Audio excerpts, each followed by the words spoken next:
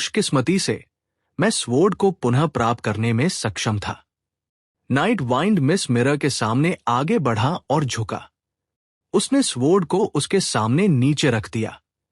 Duke चला गया था, इसलिए ऐसा लगा कि नाइट वाइंड ने आदमी से छुटकारा पा लिया था। स्वॉर्ड टूटी हुई थी। मिस मिरर ने सीधे नाइट वाइंड को देखते हुए पूछा। उसने स्वॉर्ड को छूने के लिए झुकाव नहीं किया। यह पूछने के लिए एक व्यर्थ सवाल जैसा लगा, लेकिन उसकी पूछताछ का एक गहरा अर्थ था। नाइट वाइंड जानता था कि वो क्या पूछ रही थी। उसने तुरंत जवाब दिया, जब मैंने इसे बाहर निकाला तो ये पहले से ही टूटी हुई थी और मुझे आसपास के क्षेत्र में ब्लेड के कोई टुकड़े भी नहीं मिल सके। मैंने ब्लेड के बचे हुए हिस्से का परीक्षण किया और हालांकि मुझे नहीं पता कि ये किस लेवल का है, ये मलबे को मक्खन की तरह काट सकता है। वीर समझ गया। नाइट वाइंड ने मिस मिरर के 3 सवालों के जवाब दिए थे। वो स्वॉर्ड को तोड़ने वाला नहीं था और स्वॉर्ड हाल ही में टूटी नहीं थी। इसके अलावा स्वॉर्ड पावर अभी भी इसके अंदर थी। चलो देखते हैं कि क्या हम इसका उपयोग पेड़ में छेद को चौड़ा करने के लिए कर सकते हैं। मिस मिरर ने नाइट वाइंड को निर्देश दिया। अभी भी खुद स्वॉर्ड को नहीं छुआ। वीर जानता था कि मिस मिरर स्वॉर्ड को क्यों स्वीकार नहीं करना चाहती थी। वो अभी भी नहीं जानती थी कि नाइट वाइंड उसे धोखा देगा या नहीं। अगर वो वास्तव में देशद्रोही इरादे रखता तो वो अपने सच्चे स्वयं को प्रकट करता और जैसे ही वो स्वॉर्ड लेती मिस मिरर पर वार करता। मिस मिरर अभी नाइट वाइंड के खिलाफ नहीं जाना चाहती थी, इसलिए वो स्वॉर्ड को नहीं छूना चाहती थी। सबसे पहले वो देखना चाहती थी कि नाइट वाइंड पेड़ को काट सकता है या नहीं। अगर वह छेद को चौड़ा करने में असमर्थ रहा तो रेक्विम एक्ट ट्री उनकी पहुंच से परे रहेगा। उस स्थिति में उनके पास अब एक दूसरे पर अविश्वास करने का कोई कारण नहीं रहेगा और वे अपने रेड आई अफ्लिक्शन को हटाने के लिए सहयोग करना जारी रखेंगे। नाइट वाइंड वहां सबसे मजबूत था, इसलिए उन्हें उसकी मदद की जरूरत होगी। मुझे देखने दो कि मैं एग को आजाद करने के लिए क्या कर सकता हूं, नाइट वाइंड ने कहा और फिर वो रेक्विम ट्री में खुलने वाले छेद के पास पहुंचा। उसने स्वॉर्ड को उठाया और छेद की ओर वार किया। ब्लेड का गहरा रंग फैला और नाइट वाइंड की डार्क सब्सटेंस चेन ने ट्री होल पर हमला किया। अंधेरा टूटा और हर जगह फैल गया, लेकिन जब टूटी हुई स्वॉर्ड का ब्लेड छेद से टकराया तो ये पेड़ के तने में घुस गया, लकड़ी को एक संकीर्ण घाव में फाड़ दिया। ये काम करता है। नाइट वाइंड उत्साहित हुआ। उसने टूटी हुई स्वॉर्ड को मुक्त किया और फिर ट्री होल पर हमला करना जारी रखा। लकड़ी के चिप्स हर जगह उड़ गए और मुट्ठी के आकार का छेद बड़ा और बड़ा होता गया। वीर और मिस मिरर बस पेड़ के नीचे खड़े देख रहे थे। हालांकि टूटी हुई स्वॉर्ड पेड़ को काटने में सक्षम थी। पेड़ की लकड़ी खुद अभी भी अविश्वसनीय रूप से कठिन थी। नाइट वाइंड प्रहती कर रहा था, लेकिन हर वार के साथ केवल कुछ सेंटीमीटर ही हासिल हुए। आधे घंटे तक पेड़ पर वार करने के बाद छेद को एक फ्राइंग पैन के ढक्कन के आकार तक बढ़ा दिया गया था। रेक्विम ट्री एग अभी भी छेद के माध्यम से दिखाई नहीं दे रहा था। बेशक हम लगभग वहां हैं। एग को बाहर निकालने की कोशिश करो ताकि हम पुष्टि कर सकें कि ये असली है, मिस मिरर ने नीचे से कहा। नाइट वाइंड ने टूटी हुई स्वॉर्ड को अपनी पीठ के पार फेंक दिया। उसने अपना हाथ अंदर डाला और तब तक टटोला जब तक कि उसे एग पर मजबूत पकड़ नहीं मिल गई। फिर उसने एग को जितना बाहर निकल सकता था उतना खींचा। हालांकि केवल नोक ही दिखाई दे रही थी, क्योंकि छेद एग को पूरी तरह से बाहर निकालने के लिए बहुत छोटा था। इसके भाग से जो दिखाई दे रहा था, रेक्विम ट्री एग पारदर्शी प्रतीत हुआ। यह एम्बर जैसा लग रहा था, इस मायने में कि यह सोने के एक छोटे से रंग से रंगा हुआ था। यह सुंदर लग रहा था। इसने एक खुशबू छोड़ी जिसने वीर की इंद्रियों को जगाया, जैसे कि उसके शरीर को किसी पवित्र तरल द्वारा साफ किया जा रहा हो। यह एक रेक्विम ट्री एग है, नाइट वाइंड ने एक मुस्कान के साथ कहा। मिस मिरर विस्मय में दिखाई दी। वीर ने पहले कभी रेक्विम ट्री एग नहीं देखा था, इसलिए उसे नहीं पता था कि यह कैसा दिखना चाहिए। लेकिन वह सोने का क्रिस्टल स्पष्ट रूप से कुछ अच्छी सामग्री थी।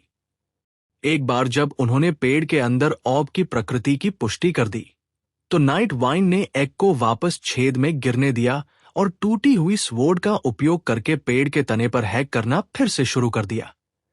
लकड़ी के चिप्स और हर जगह उड़ गए क्योंकि छेद लगातार बड़ा होता गया। वीर और मिस मिरर ने एक दूसरे को देखा। वे एक दूसरे की आंखों में लालच और जागरूकता देख सकते थे। इतना विशाल रेक्विम ट्री एग खजानों में सबसे दुर्लभ था। वे सभी इसे अपने लिए चाहते थे, लेकिन नाइट वाइंड बहुत शक्तिशाली था और वीर और मिस मिरर भविष्यवाणी नहीं कर सकते थे कि नाइट वाइंड उन्हें धोखा देगा या नहीं। डिफाइड होने के अलावा वो अब उस घातक टूटी हुई स्वॉर्ड को चला रहा था। अगर उसने उन पर पलटने का फैसला किया तो वीर और मिस मिरर बहुत खतरे में होंगे। पेड़ पर एक और घंटे तक हैक करने के बाद ट्री होल पूरा 1 मीटर चौड़ा था। ऐसा लगा जैसे वे अब ट्री एग को बाहर निकालने में सक्षम होंगे। नाइट वाइंड ने टूटी हुई स्वॉर्ड को अपनी पीठ के पार फेंक दिया। वह काफी विस्तारित छेद में झुका, एग को बाहर निकालने की कोशिश करने के लिए अपने हाथों का उपयोग किया। नाइट वाइंड ने लगातार दबाव डाला और एक धीरे धीरे, अगर धीरे से, छेद से बाहर फिसलना शुरू हो गया। विशाल रेक्विम ट्री एग एम्बर की तरह सोने का था और छोटा हिस्सा जो अब तक प्रकट हुआ था एक मुर्गी के अंडे के संकीर्ण छोर जैसा लग रहा था। वे तीनों जम गए क्योंकि उन्होंने खुद एग पर नहीं, बल्कि एग के पारदर्शी बाहरी हिस्से के नीचे क्या पड़ा था उस पर घूरा। सोने के एग के उस छोटे से छोर के भीतर वे एक सिर देख सकते थे। यह किसी ऐसे व्यक्ति के सिर जैसा लग रहा था जो या तो एक ह्यूमन या एक्सट्रीम किंग में से एक था। सिर एक 18 साल की लड़की का लगता था।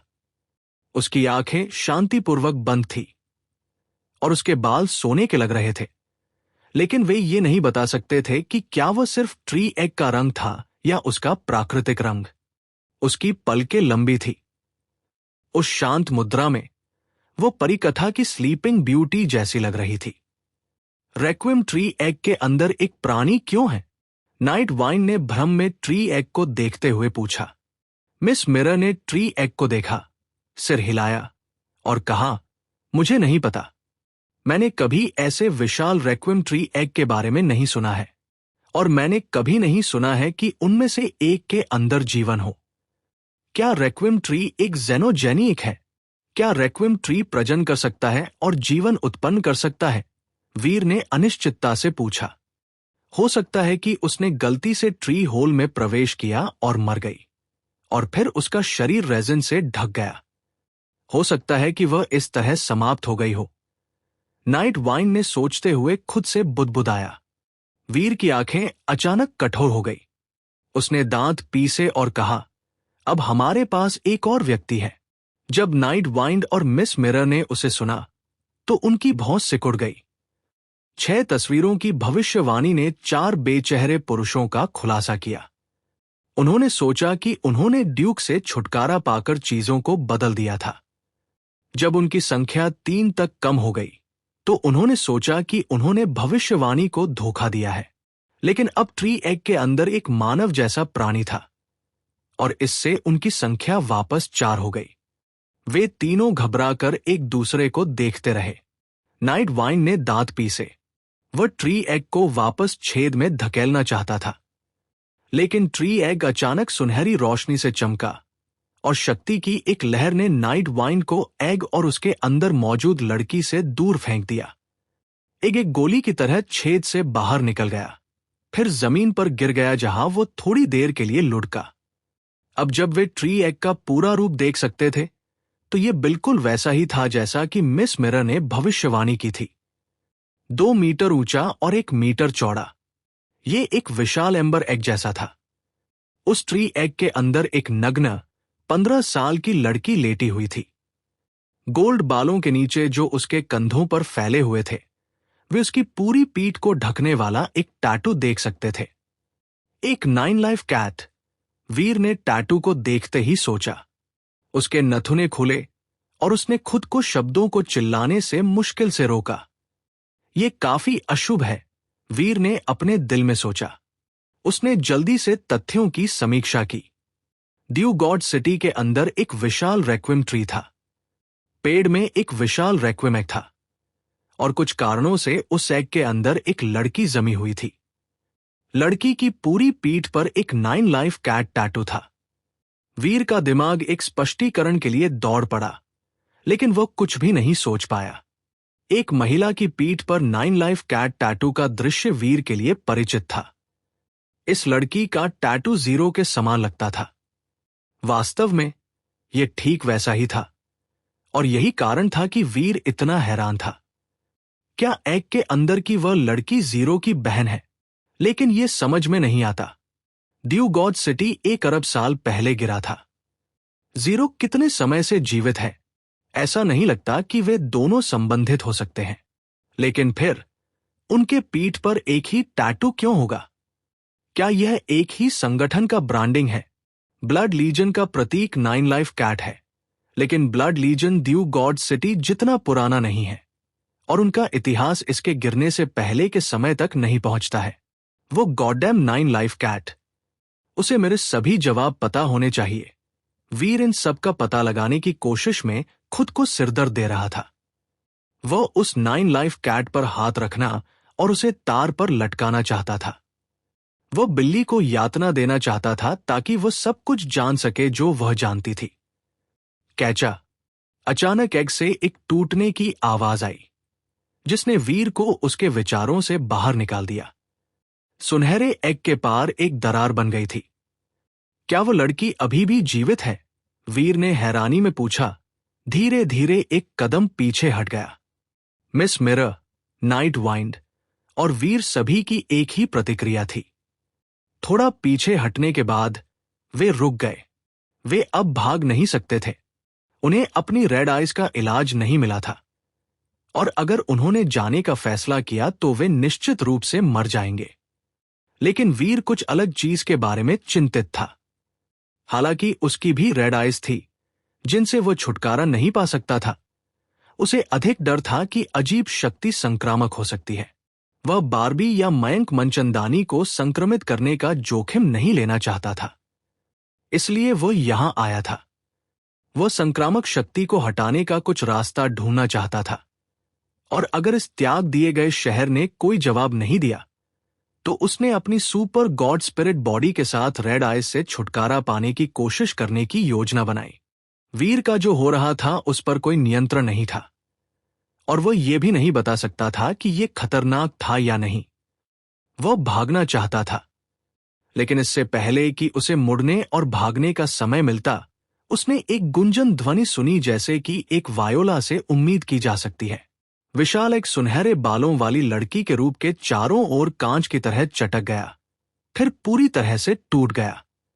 एग के बिखरे हुए अवशेषों को देखकर नाइट वाइंड ने दांत पीसे और एक रक्षात्मक मुद्रा में झुक गया। उसकी डार्क सब्सटेंस चेन्स फिर एग के सभी टुकड़ों को इकट्ठा करने के लिए बाहर निकल गई। एग टूट गया था और जमीन पर गिर गया था, लेकिन लड़की अभी भी हवा में लटक रही थी। उसका शरीर भ्रूण की स्थिति में सिकुड़ा हुआ था और उससे एक दिलचस्प खुशबू उठ रही थी। उसकी गंध रेक्विम ट्री एग जैसी थी, लेकिन बेहतर। एक पल वीर को लगा कि वह मुश्किल से गंध सूंघ सकता है और अगले ही पल यह लगभग ओवरवेलमिंग थी। मुझे परवाह नहीं है कि तुम कौन या क्या हो, मुझे अब तुम्हें मारना होगा। नाइट वाइंड के शरीर के चारों ओर डार्क सब्सटेंस चेन्स घूम रही थी और ऐंठ रही थी और उसने टूटी हुई स्वॉर्ड को नहीं पकड़ने वाले हाथ में शक्ति की बढ़ती हुई मात्रा भेजी। कुछ सेकंड के लिए अपने वार को चार्ज करने के बाद उसने लड़की पर वार किया। नाइट वाइंड के पास कोई विकल्प नहीं था। अगर वो इसके साथ आगे नहीं बढ़ता तो रेड आई पावर उसे पागल कर देगी। इस भाग्य से बचने का एकमात्र रास्ता अधिक शक्ति हासिल करना था। उसकी स्वॉर्ड ऑफ डार्कनेस सोती हुई लड़की की ओर हवा में फटी। लड़की का शरीर ऐसा लग रहा था जैसे कि ये कुछ अदृश्य शक्ति से ढका हुआ था। जब नाइट वाइंड की डार्क सब्सटेंस चेन्स लड़की के 1 फुट के भीतर पहुंची तो वे टूट गई। उसकी शक्ति उस तक नहीं पहुंच सकी। नाइट वाइंड बिजली की तरह गरजा और इसके बजाय टूटी हुई स्वॉर्ड से वार करने की तैयारी की। उसकी डार्क सब्सटेंस चेन्स लड़की को नुकसान पहुंचाने में असमर्थ थी, इसलिए उसने टूटी हुई स्वॉर्ड में अपनी पूरी शक्ति डाल दी। चूंकि टूटी हुई स्वॉर्ड रेक्विम ट्री को नुकसान पहुंचाने में सक्षम थी, उसे विश्वास था कि यह लड़की की सीमिंगली डेलिकेट स्किन को नुकसान पहुंचाने में सक्षम होनी चाहिए। ब्लेड उसकी ओर हवा में फिसला और यह डार्क सब्सटेंस चेन की तरह नहीं फटा। उसने नीचे की ओर वार किया, लेकिन स्वॉर्ड बहुत धीरे चली। ऐसा लगा जैसे स्वॉर्ड धीरे धीरे कुछ अदृश्य पदार्थ के माध्यम से काट रही हो। स्वॉर्ड लड़की के गले की ओर उतरी। ब्लेड उसकी त्वचा को छूने वाला था। जैसे ही यह हुआ, लड़की की आंखें उनकी पलकों के नीचे हिली। ऐसा लगा जैसे वह जागने वाली हो। उसके सुनहरे बाल खामोशी से लहराए और चमके। नाइट वाइंड को हैरानी हुई। लड़की के सुनहरे बाल उठे और टूटी हुई स्वॉर्ड के ब्लेड के चारों ओर लिपटे हथियार को एक पल में रोक दिया। नाइट वाइंड ने घूरा। टूटी हुई स्वॉर्ड जो रेक्विम ट्री को काट सकती थी, वो लड़की के बाल को काटने में असमर्थ थी। अभी भी टूटी हुई स्वॉर्ड को उसके हैंडल से पकड़े हुए नाइट वाइंड ने लड़की के बालों के जाल से टूटी हुई स्वॉर्ड को बाहर निकालने की कोशिश में अपनी सब्सटेंस चेन का उपयोग किया। उसने इसे कुछ बार खींचा, लेकिन यह टस से मस नहीं हुआ। लड़की ने आखिरकार अपनी आंखें खोली। उसकी सोने की आंखें थी। उसने नाइट वाइंड को भावहीन रूप से देखा। या वो बस आगे देख रही थी और वह रास्ते में था।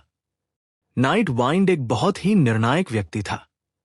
जब वह स्वॉर्ड को उसकी पकड़ से बाहर नहीं निकाल पाया, तो उसने स्वॉर्ड को छोड़ दिया और भागने के लिए मुड़ गया। वीर और मिस मिरर जैसे ही नाइट वाइंड ने लड़की पर हमला किया था, भागना शुरू कर दिया था। भागने की बात करें तो वीर उसमें सबसे अच्छा था। वह मिस मिरर से तेज भागा और इससे वह आगे हो गया। मिस मिरर धीमी नहीं थी, लेकिन वह किंग क्लास थी। वह अब नाइट वाइंड जितनी तेज भी नहीं होगी। नाइट वाइंड तेजी से उसके पास से गुजरा। वीर ने अपना प्रोफेसर मंत्रा एरिया का उपयोग किया, जिसने उसे सब कुछ देखने की अनुमति दी। नाइट वाइंड धीमा नहीं हुआ। वह टेलीपोर्टिंग की तरह वीर के पास से गुजर रहा था, लेकिन अपनी विस्तारित दृष्टि के साथ वीर ने कुछ मिस मिरर को उसकी पीठ में टकराते हुए देखा। वो होठों पर खून के साथ जमीन पर गिर गई और फिर अचानक सुनहरे बालों वाली लड़की ठीक वीर के बगल में खड़ी थी। यहां तक कि प्रोफेसर मंत्रा एरिया ने भी उसे चेतावनी नहीं दी थी कि वह आ रही है। पूछा। नाइट वाइंड वीर के चारों ओर घूम रहा था, और जब सुनहरे बालों वाली लड़की दिखाई दी तो वो लगभग उससे टकरा गया। उसने खुद का बचाव करने के लिए अपनी बाहें उठाई, लेकिन बहुत देर हो चुकी थी। सुनहरे बालों वाली लड़की टूटी हुई स्वॉर्ड को पकड़े हुए थी, और उसने लगभग कैजुअल गति के साथ नाइट वाइंड के दिल में उसे घोंप दिया। समय ठहर गया। मिस मिरर जमीन पर थी। वीर सुनहरे बालों वाली लड़की के बगल में खड़ा था, और सुनहरे बालों वाली लड़की ने नाइट वाइंड के सीने में टूटी हुई स्वॉर्ड घोंप दी थी। यह ठीक चौथी तस्वीर जैसा था। क्या यह वास्तव में एक भविष्यवाणी ड्राइंग थी? वीर ने सोचा। एकमात्र चीज जिसके बारे में वह निश्चित था, वो ये था कि वह लड़की से भागने में असमर्थ होगा। यहां तक कि डीफाइड नाइट वाइंड को भी उसकी गति के खिलाफ कोई मौका नहीं मिला था। नाइट वाइंड को चाकू मारा गया था, और उसका चेहरा बिल्कुल नहीं बदला था। उसके सीने से खून भी नहीं रिसा। उसका शरीर बस अंधेरे में पिघल गया और रूपहीन हो गया। फिर वो अंतरिक्ष में चला गया। सुनहरे बालों वाली लड़की अभी भी अपनी वार की स्थिति में टूटी हुई स्वॉर्ड को पकड़े हुए थी। उसने पलक नहीं झपकाई, और वह अभी भी अविश्वसनीय रूप से ठंडी लग रही थी। ऐसा लगा जैसे उसका कोई ध्यान नहीं था। लेकिन उस टूटी हुई स्वॉर्ड के प्रतीकों पर कुछ सुनहरी लपटें थी। टूटी हुई स्वॉर्ड एक सूरज की तरह जल रही थी। ये एक डरावनी, सुनहरी रोशनी के साथ चमक रहा था। आह! नाइट वाइंड अंधेरे के साथ एक हो गया था। यहां तक कि टूटी हुई स्वॉर्ड का कट भी उसे अब नुकसान नहीं पहुंचा सका। लेकिन जब सूरज जैसी सोने की रोशनी उस पर चमकी तो वह चीख उठा। उसका शरीर सोने की रोशनी में फीका पड़ रहा था, जो एक सूरज जैसा था। पूरी तरह से अपनी जीवन शक्ति को नष्ट करने में सिर्फ 1 सेकंड लगा। वीर को एक ठंडक महसूस हुई। नाइट वाइंड एक डीफाइड एलीट था और उसे पल भर में मार दिया गया था। मिस मिरर बुरी तरह से घायल थी और वह जल्द ही अपने पैरों पर वापस नहीं आ पाएगी। खून उसके होठों से टपकता रहा, लेकिन सौभाग्य से उसकी लाइफ फोर्स अभी भी स्थिर लग रही थी। वह घायल थी, लेकिन मर नहीं रही थी। वीर मुड़ा और सुनहरे बालों वाली लड़की को देखा, और उसने देखा कि वह भी उसे देखने के लिए मुड़ गई थी। वे एक दूसरे को घूर रहे थे। केवल एक कदम उन्हें अलग कर रहा था। अभी क्या हो रहा है? वीर ने सोचा। उसका दिल ऐसा धड़क रहा था जैसे वह उसकी छाती से बाहर निकलने वाला हो, और उसने तुरंत सैंक्चुरीज में टेलीपोर्टिंग करने पर विचार किया। इस सुनहरे बालों वाली लड़की ने अभी अभी एक डीफाइड एलीट को इतनी आसानी से मार डाला था जैसे वीर किसी कीट पर कदम रख सकता है। उससे लड़ने की कोशिश करना मौत की इच्छा होगी। वीर मरना नहीं चाहता था, इसलिए उसने वापस लड़ने या कोई ऐसी चाल चलाने की कोशिश नहीं की जिसे लड़की आक्रामकता के रूप में समझ सके। लेकिन जब वीर ने लड़की की आंखें देखीं, तो उसने सैंक्चुरीज में वापस कूदने की इच्छा का विरोध किया। वो हत्यारा नहीं लग रही थी। बेशक, ये सबसे महत्वपूर्ण कारण नहीं था कि वीर सैंक्चुरीज की ओर भागने के बजाय यहां क्यों रुक रहा था। वो पहले ही बता सकता था कि लड़की अपनी स्वॉर्ड से वीर के ब्लड पल्स सूत्र का उपयोग करके एक पोर्टल खोलने की तुलना में बहुत तेजी से वार कर सकती थी। शक्ति को बुलाने से पहले ही वह उसका सिर काट सकती थी। इसलिए भागने या लड़ने के बजाय वे दोनों बस वहीं खड़े रहे। वीर नहीं हिला। उसे डर था कि उसके हिस्से पर कोई भी गति सुनहरे बालों वाली लड़की को हमला करने के लिए प्रेरित कर सकती है। लेकिन सुनहरे बालों वाली लड़की बस वहीं खड़ी रही, हमला नहीं कर रही थी। उसने वीर की दिशा में देखा, लेकिन उसकी आंखें केंद्रित नहीं लग रही थी। यह बताना मुश्किल था कि क्या वो वास्तव में उसे देख रही थी। वीर अचल रहा क्योंकि ठंडा पसीना उसके माथे पर मोतियों की तरह जम गया। डरावनी लड़की पत्थर की तरह स्थिर थी और वे 10 मिनट से एक दूसरे को घूर रहे थे। अगर वे एक बार या पब में होते तो वीर के लिए लंबे समय तक एक सुंदर सुनहरे बालों वाली लड़की को घूरना एक आनंददायक, आरामदायक चीज होती। इसके बजाय वे एक शापित भूमि में एक त्याग दिए गए शहर में थे, और वीर आरामदायक होने के अलावा कुछ भी नहीं था। एक सुंदर लड़की को देखना एक सुंदर पेंटिंग को देखने जैसा था। वीर को अनुभव का आनंद लेने के लिए उसे छूने की जरूरत नहीं थी। लेकिन अभी वीर को दबाव में सांस लेने में कठिनाई हो रही थी। हर सेकंड एक सदी जितना लंबा महसूस हो रहा था। वो लड़की वास्तव में सुंदर थी। वो एक परी कथा की एक सुनहरे बालों वाली राजकुमारी जैसी थी। लेकिन वह कितनी भी आकर्षक क्यों न हो, उसने अभी अभी एक डीफाइड एक्सट्रीम किंग को कितनी आसानी से मार दिया था। यह सोचकर वीर खुद को शांत होने से रोके रहा। किसे पता था कि वो कब अचानक अपनी स्वॉर्ड के एक ही झटके से वीर को आधे में काटने का फैसला कर सकती है। तुम्हें चलना चाहिए। मुझे एक संकेत दिखाओ। क्या हम लड़ रहे हैं या शांति की तलाश कर रहे हैं? वीर ने बेताबी से सोचा। पसीना अब उसके चेहरे से बह रहा था। उसने लाखों विचारों के बारे में सोचा, लेकिन लड़की अभी भी बस उसे देख रही थी। उसकी आंखें सुस्त थी, जैसे वो बुरी तरह से भ्रमित थी। वीर ने दांत पीसे। उसने धीरे धीरे अपना पैर हिलाया, उससे दूर कदम बढ़ाना चाहता था, ये सोचते हुए कि क्या वो उसे परेशान किए बिना धीरे से चल सकता है। लेकिन उसने केवल आधा कदम ही उठाया था जब सुनहरे बालों वाली लड़की ने वीर की ओर एक पूरा कदम उठाया। वो लगभग उससे टकरा गई। वीर तुरंत रुक गया, जिसने लड़की को भी रोक दिया। वे दोनों अब बहुत करीब थे। वीर लगभग लड़की की सांस महसूस कर सकता था। और वह उसकी इत्र को फिर से सूंघ सकता था। वीर नहीं हिला और लड़की भी नहीं हिली। वे दोनों फिर से एक दूसरे को घूरते रहे। हे भगवान, यहां क्या हो रहा है? क्या ये लड़की वास्तव में एक राजकुमारी है? क्या वह सोचती है कि मैं इतना सुंदर हूं कि वह मुझे मारना नहीं चाहती? क्या वह इसके बजाय मुझसे शादी करना चाहती है? बस मुझे बताओ कि क्या तुम मुझसे शादी करना चाहती हो? बस वहां खड़े होकर कुछ न करो। ये डरावना है, वीर ने सोचा।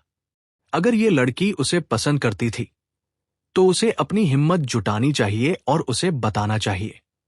अगर वो उससे प्यार करती थी तो ये पूरी तरह से ठीक था।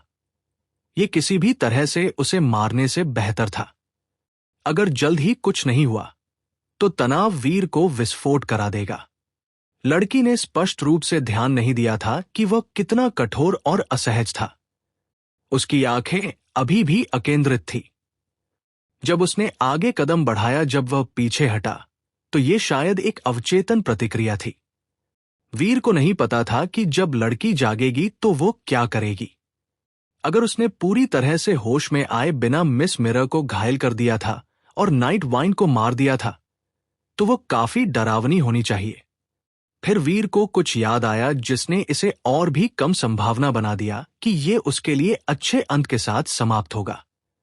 स्क्रीन पर पहली 4 तस्वीरें पहले ही सच हो चुकी थी। जब वीर को 5वीं तस्वीर का दृश्य याद आया तो उसका दिल और भी तेजी से धड़कने लगा। 5वीं तस्वीर में एक बेचेहरा आदमी जमीन पर लेटा हुआ था और 2 अन्य बेचेहरे पुरुष लड़ते हुए दिखाई दिए। उनमें से एक दूसरे की गर्दन पकड़े हुए था। वीर अनुमान लगा सकता था कि जमीन पर लेटा हुआ बेचेहरा आदमी मिस मिरर का प्रतिनिधित्व करता था, जिसका मतलब था कि लड़ने वाले बेचेहरे पुरुष लड़की और वो खुद थे। अगर वो उसकी शक्ति वाले किसी से लड़ता तो उसके जीतने का कोई रास्ता नहीं था। मिस मिरर के बारे में सोचकर वीर ने उसकी ओर देखा। वो काफी बेहतर हालत में थी और उसके घाव तेजी से भर रहे थे, लेकिन वह जमीन पर लेटी हुई थी। उठने या भागने की कोशिश नहीं कर रही थी। वो क्यों नहीं भाग रही है? वीर ने खुद से सोचा। फिर वो समझ गया। उसे भी 5वीं तस्वीर याद आई होगी। अगर 5वीं तस्वीर सच होती है तो जमीन पर रहकर वो सबसे सुरक्षित हो सकती है। अगर वो भागने के लिए उठती तो शायद वो लड़ने वाली बन जाती। कितनी बुरी, वीर ने सोचा। लड़की अभी भी नहीं हिली थी, लेकिन ऐसा लग रहा था जैसे उसकी आंखें चमकना शुरू कर रही थी। वो धीरे धीरे जागना शुरू कर रही थी। वीर सोचता रहा, अगर वे तस्वीरें सच हैं तो 6ठी तस्वीर तक केवल 2 बेचेहरे पुरुष ही मौजूद रहेंगे। एक फर्श पर होगा और दूसरा 1000 हाथों और 1000 आंखों वाली मूर्ति के सामने प्रार्थना में घुटने टेके होगा। मुझे नहीं पता कि फर्श पर वाला मर चुका है या जीवित। अगर वे जीवित हैं तो इसका मतलब है कि या तो मिस मिरर या मैं जीवित रहूंगा। हम में से केवल एक ही जीवित रहेगा, लेकिन इससे कोई फर्क नहीं पड़ता। मिस मिरर वो होगी जो मर जाएगी, मैं वो हूंगा जो बाहर निकलेगा। वीर को इस बारे में आत्मविश्वास था। वो बहुत आत्मविश्वासी था क्योंकि उसके पास सुपर गॉड स्पिरिट बॉडी था। वो लड़की को हरा नहीं सकता था, लेकिन वो अजेयता की छोटी अवधि का उपयोग पृथ्वी गृह में वापस आने के लिए कर सकता था। वीर सोचता रहा और मिस मिरर जमीन पर रही, कुछ मौके का इंतजार करती रही। इस बीच लड़की वीर को देख रही थी। उनमें से कोई भी नहीं चल रहा था। ऐसा लगा जैसे समय ठहर गया है और सब कुछ शांत है। जीवन और जागरूकता लड़की की आंखों में वापस बह रहे थे। केवल उसकी आंखें ही बदलती लग रही थी, लेकिन किसी तरह उन्होंने उसके पूरे शरीर को अलग दिखाया। जब वह पहली बार एग से बाहर आई थी तो वो एक भावहीन हत्या मशीन की तरह चली थी, लेकिन अब वो एक असली इंसान जैसी लग रही थी। लड़की ने पलक झपकाई और वीर का दिल जवाब में उछल पड़ा। इस लड़की के अब जागने के साथ भगवान ही जानता था कि वह क्या कर सकती है। लड़की के पलक झपकाने के बाद वो पूरी तरह से खुद में वापस आती लग रही थी। उसने वीर को देखा और इसलिए वह हिली। वो उसकी ओर उछली और उसकी गर्दन पकड़ ली। वीर ने अपनी ओर कुछ बहुत शक्तिशाली आते हुए महसूस किया। उसका शरीर सहज रूप से पीछे झुक गया, उससे दूर होने की कोशिश कर रहा था। सुनहरे बालों वाली लड़की उसके ऊपर कूद पड़ी। मिस मिरर नहीं हिली क्योंकि लड़की कूद गई और उसने वीर की गर्दन के चारों ओर अपनी बाहें लपेट ली। उसका वजन उसकी छाती पर टूट पड़ा और उसे जमीन पर गिरा दिया। वे दोनों आपस में उलझ गए, जैसा कि स्क्रीन पर 5वीं तस्वीर ने दिखाया था। वीर ने अनिवार्य लड़ाई के लिए खुद को तैयार कर लिया था, और जैसे ही वे गिरे, वीर की आंखें सफेद होने लगी क्योंकि उसने अपनी सुपर गॉड स्पिरिट बॉडी को बुलाया। बड़ा भाई, वेन आपके वापस आने का इंतजार कर रही है। सुनहरे बालों वाली लड़की वीर पर जोर से सवार थी और उसने अब एक सुंदर मुस्कान पहन रखी थी। उसने उसका चेहरा पकड़ा, अपना सिर नीचे किया और वीर को माथे पर चूमा। वीर हैरान था। उसे नहीं पता था कि क्या चल रहा है, लेकिन उसकी आंखों में चमकता सफेद कम होना शुरू हो गया। वीर अभी भी अपनी सुपर गॉड स्पिरिट बॉडी को बुलाने की कोशिश कर रहा था, लेकिन लड़की के उसे चूमने के बाद ये गायब हो गया। कुछ और भी गायब हो गया। सुनहरे बालों वाली लड़की की सुनहरी रोशनी तेजी से कुछ भी नहीं होने में फीकी पड़ गई। सुनहरे बाल जो एक सूरज की तरह चमकते थे, अब बुझ गई आग की तरह थे। वे अंधेरे हो गए जब तक कि उसके सिर पर काले बालों का एक पूरा सेट नहीं था। यहां तक कि उसकी सुनहरी पुतलियां भी अब स्याही की तरह काली थी। मैं आखिरकार बड़े भाई के साथ फिर से रह सकती हूं। वेन ने खुद को वापस सीधा खींच लिया, वीर की छाती पर बैठ गई। उसने अपनी सुंदर मुस्कान के साथ वीर को देखा। उस मीठी और खुश मुस्कान ने वीर को जमा दिया। उस पल वो अविश्वसनीय रूप से मासूम लग रही थी। अगले सेकंड उसकी पलकें बंद हो गई। वो वीर की छाती पर झुक गई और कुछ सेकंड बाद उसने होश खो दिया। हे लेडी, आप गलत हैं। मैं आपका बड़ा भाई नहीं हूं। वीर ने उस लड़की को हटा दिया जिसने खुद को वैन कहा। जब वो वापस अपने पैरों पर चढ़ा तो उसकी बाहों को उसके नीचे खिसका दिया।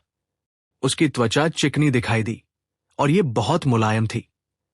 वीर अब उसकी डरावनी उपस्थिति और शक्ति को महसूस नहीं कर सकता था। उसकी लाइफ फोर्स उसकी तुलना में एक छोटे से अंश तक गिर गई थी। अब वह इस ब्रह्मांड में एक सामान्य व्यक्ति की तरह कमजोर थी, या शायद और भी कमजोर। अगर वीर ने उसे अपनी आंखों से बदलते हुए नहीं देखा होता, तो वो कभी कल्पना नहीं कर पाता कि ये काले बालों वाली लड़की सुनहरे बालों वाली लड़की थी, जिसने एक ही झटके में डिफाइड नाइट वाइंड को बाहर निकाल दिया था। वीर ने महसूस किया कि उसकी पीठ पर 9 लाइफ कैट का टैटू अब गायब हो गया था। उसकी पीठ की त्वचा चिकनी और सफेद थी, जैसे कि टैटू पहले कभी अस्तित्व में नहीं था। क्या चल रहा है? वीर भौहें सिकोड़ी। जब उसने लड़की को स्कैन किया तो उसने पुष्टि की कि वह बेहोश हो गई थी, लेकिन वह अभी भी जीवित थी। हालांकि उसकी लाइफ फोर्स इतनी कम थी कि यह चिंताजनक था। यह कल्पना करना मुश्किल था कि वह पहले इस्तेमाल की गई डरावनी शक्ति को बाहर निकालने में कैसे सक्षम थी। लेडी, जागो। वीर ने अपनी उंगली उसके होठों पर दबाया, ये देखने के लिए कि क्या वह वास्तव में कोमा में थी या क्या वह सिर्फ ढोंग कर रही थी। लेकिन वह जल्दी से चौंक कर अपनी उंगली पीछे खींच लिया। लड़की वह नहीं जागी और उसकी गुलाबी त्वचा वहां से खून बह रहा था जहां वीर ने अपनी उंगली दबाया था, जैसे कि उसकी त्वचा नाजुक और कागज की तरह पतली थी। वीर ने ताकत का इस्तेमाल भी नहीं किया था। उसकी शक्ति के साथ जो उसने पहले प्रदर्शित की थी, वीर के लिए उसके शरीर पर निशान छोड़ने का कोई रास्ता नहीं होना चाहिए था, भले ही उसने अपनी पूरी ताकत का इस्तेमाल किया हो। लेकिन उसने बस हल्के से उसके होठों को छुआ था और अब त्वचा टूट गई थी और खून बह रहा था। जब वो पहली बार जागी थी तब वो वैसी नहीं थी। ये क्या है? उसके साथ क्या हो रहा है? वीर ने अजीब तरह से लड़की को देखा। मिस मिरर आखिरकार अपने पैरों पर वापस आ गई। उसने टूटी हुई स्वॉर्ड उठाई और लेडी वेन को घूंपने की कोशिश की। वीर ने लड़की के चारों ओर अपनी बाहों को कस लिया और बच गया। मिस मिरर ने उस पर एक कठोर नजर डाली। तुम क्या कर रहे हो? अब उसे मारने का सबसे अच्छा समय है। अगर वह जागती है और फिर से वो सुनहरी कुतिया बन जाती है तो हम उसे मारने में सक्षम नहीं होंगे। तब हम मरने वाले होंगे। वीर ने भौहें सिकोड़ी और लड़की को देखा। उसने भी ऐसा करने के बारे में सोचा था। वह जानता था कि मिस मिरर सही थी। लड़की का शरीर अभी एक औसत व्यक्ति जैसा था। एक यादृच्छिक वार उसे मार सकता था। ये वास्तव में उनका सबसे अच्छा मौका था। अगर वह जागती है और अपने ब्लॉन्डी मोड में आती है तो वो और मिस मिरर उसे छूने में असमर्थ होंगे। वे गंभीर खतरे में हो सकते हैं। छठी तस्वीर में केवल 2 बेचेहरे लोग थे। इसका मतलब था कि उनमें से एक चला गया था। अगर वे सुनहरे बालों वाली लड़की को अभी नहीं मारते तो इसका मतलब था कि उनमें से एक को मरना होगा। आगे जो हुआ वो वीर और मिस मिरर के बीच एक संघर्ष हो सकता है। इन सभी चीजों के कारण लड़की को मारना वास्तव में सबसे अच्छा विकल्प लगता था। ये निश्चित रूप से उनकी कई वर्तमान परेशानियों को हल करेगा और ये उनके जीवित रहने के उनके मौकों को बढ़ा सकता था। लेकिन वीर अभी भी झिझका।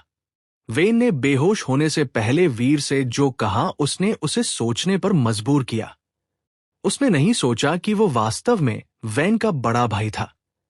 लेकिन एक लड़की को मारना जो वर्तमान में शत्रुतापूर्ण नहीं थी और वापस नहीं लड़ सकती थी, कुछ ऐसा था जो वीर खुद को नहीं करवा सका।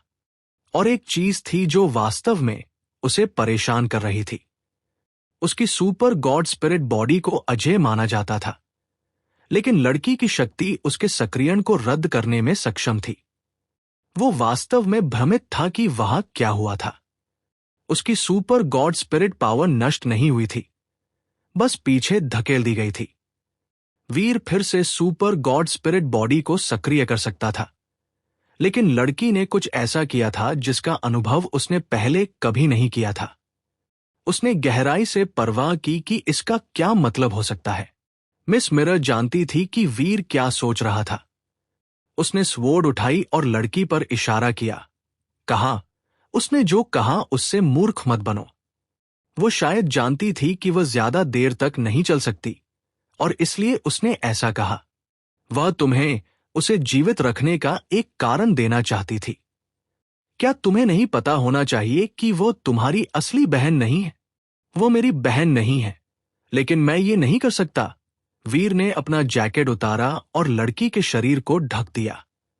लड़की उसे मार सकती थी, लेकिन उसने नहीं मारा था। वीर जानता था कि चीजें वैसी नहीं थी जैसा मिस मिरर कह रही थी। अगर तुम नहीं कर सकते तो मैं करूंगी। मिस मिरर गुस्से से गरजी। मुझे माफ करो, लेकिन एक चीज है जो मैं उससे पूछना चाहूंगा। जब वह जाग जाए तो फैसला करते हैं। वीर ने लड़की को पकड़ते हुए कहा, तुम एक सज्जन हो, लेकिन तुम लगता है भूल गए हो कि छठी तस्वीर क्या दर्शाती है। मिस मिरर अंधेरे में हंसी। मैं नहीं भूला, लेकिन तुम वास्तव में नहीं सोचते कि वो हमारे भविष्य की भविष्यवाणी कर सकता है, क्या तुम?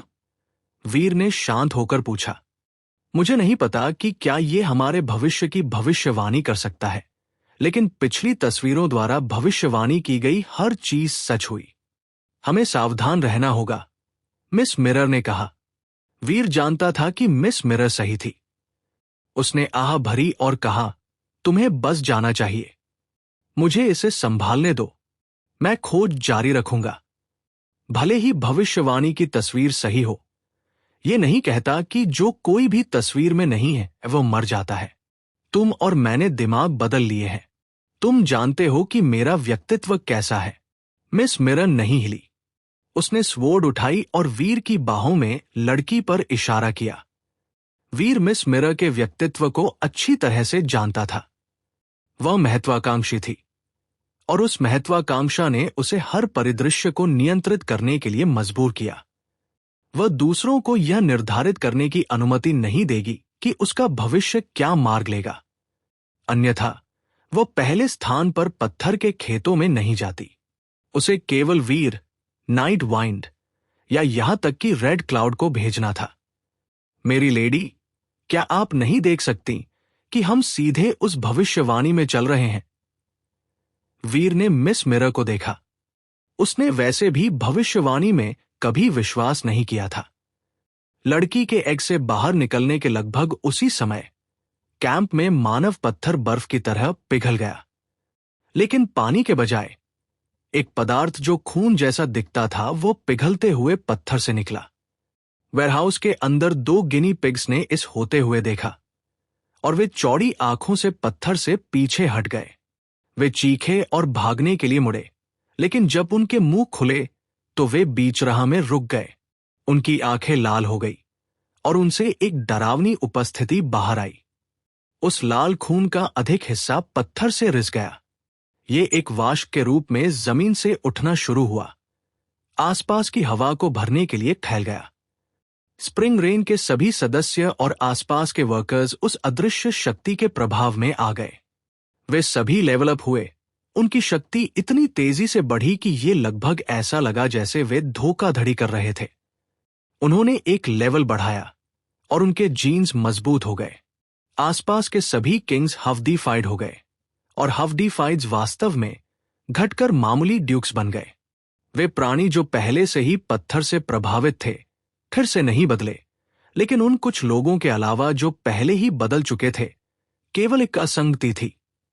मयंक मनचंदानी, वो किसी भी क्षमता में प्रभावित नहीं हुआ था।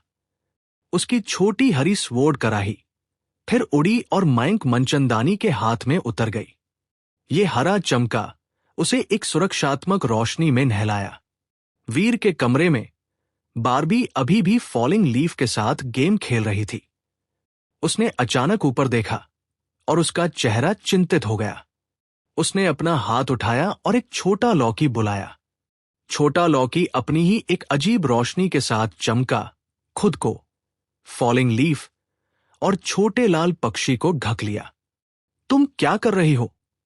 फॉलिंग लीफ ने पूछा, यह जानते हुए कि बारबी वास्तव में क्या कर रही थी।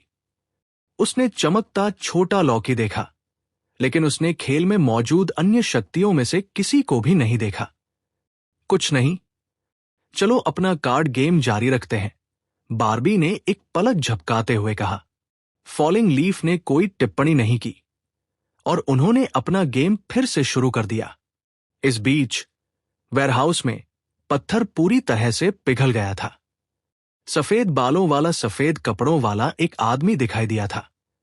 ठीक वही बैठा था जहां पत्थर था।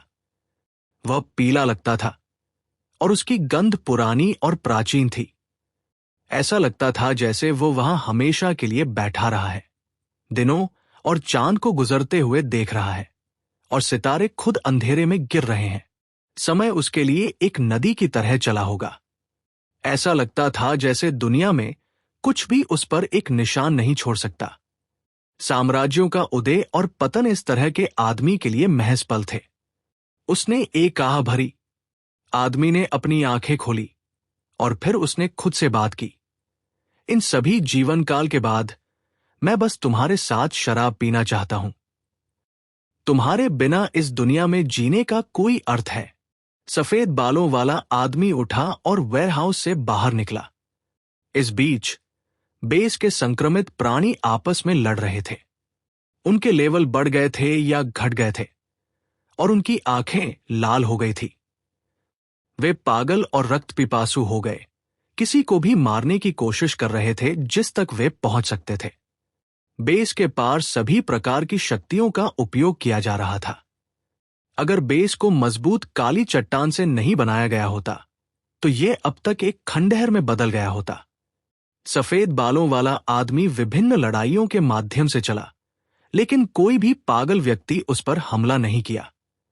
कोई भी शक्ति उस पर उतरने की हिम्मत नहीं करती थी। वह एक भूत की तरह बेस के माध्यम से किसल गया, अमूर्त और अछूत। आदमी बेस कैंप से बाहर निकला और ऊपर सितारों को देखने के लिए अपनी ग्रे आंखें उठाया। उसके पीछे की इमारतें लड़ाइयों की भयंकरता के तहत ढहने लगी और शक्ति के विस्फोट आतिशबाजी की तरह खिले। लेकिन आदमी पूरी तरह से उदासीन था और उसने खुद से बात करना जारी रखा। ये दुनिया तुम्हारे बिना बहुत उबाऊ है।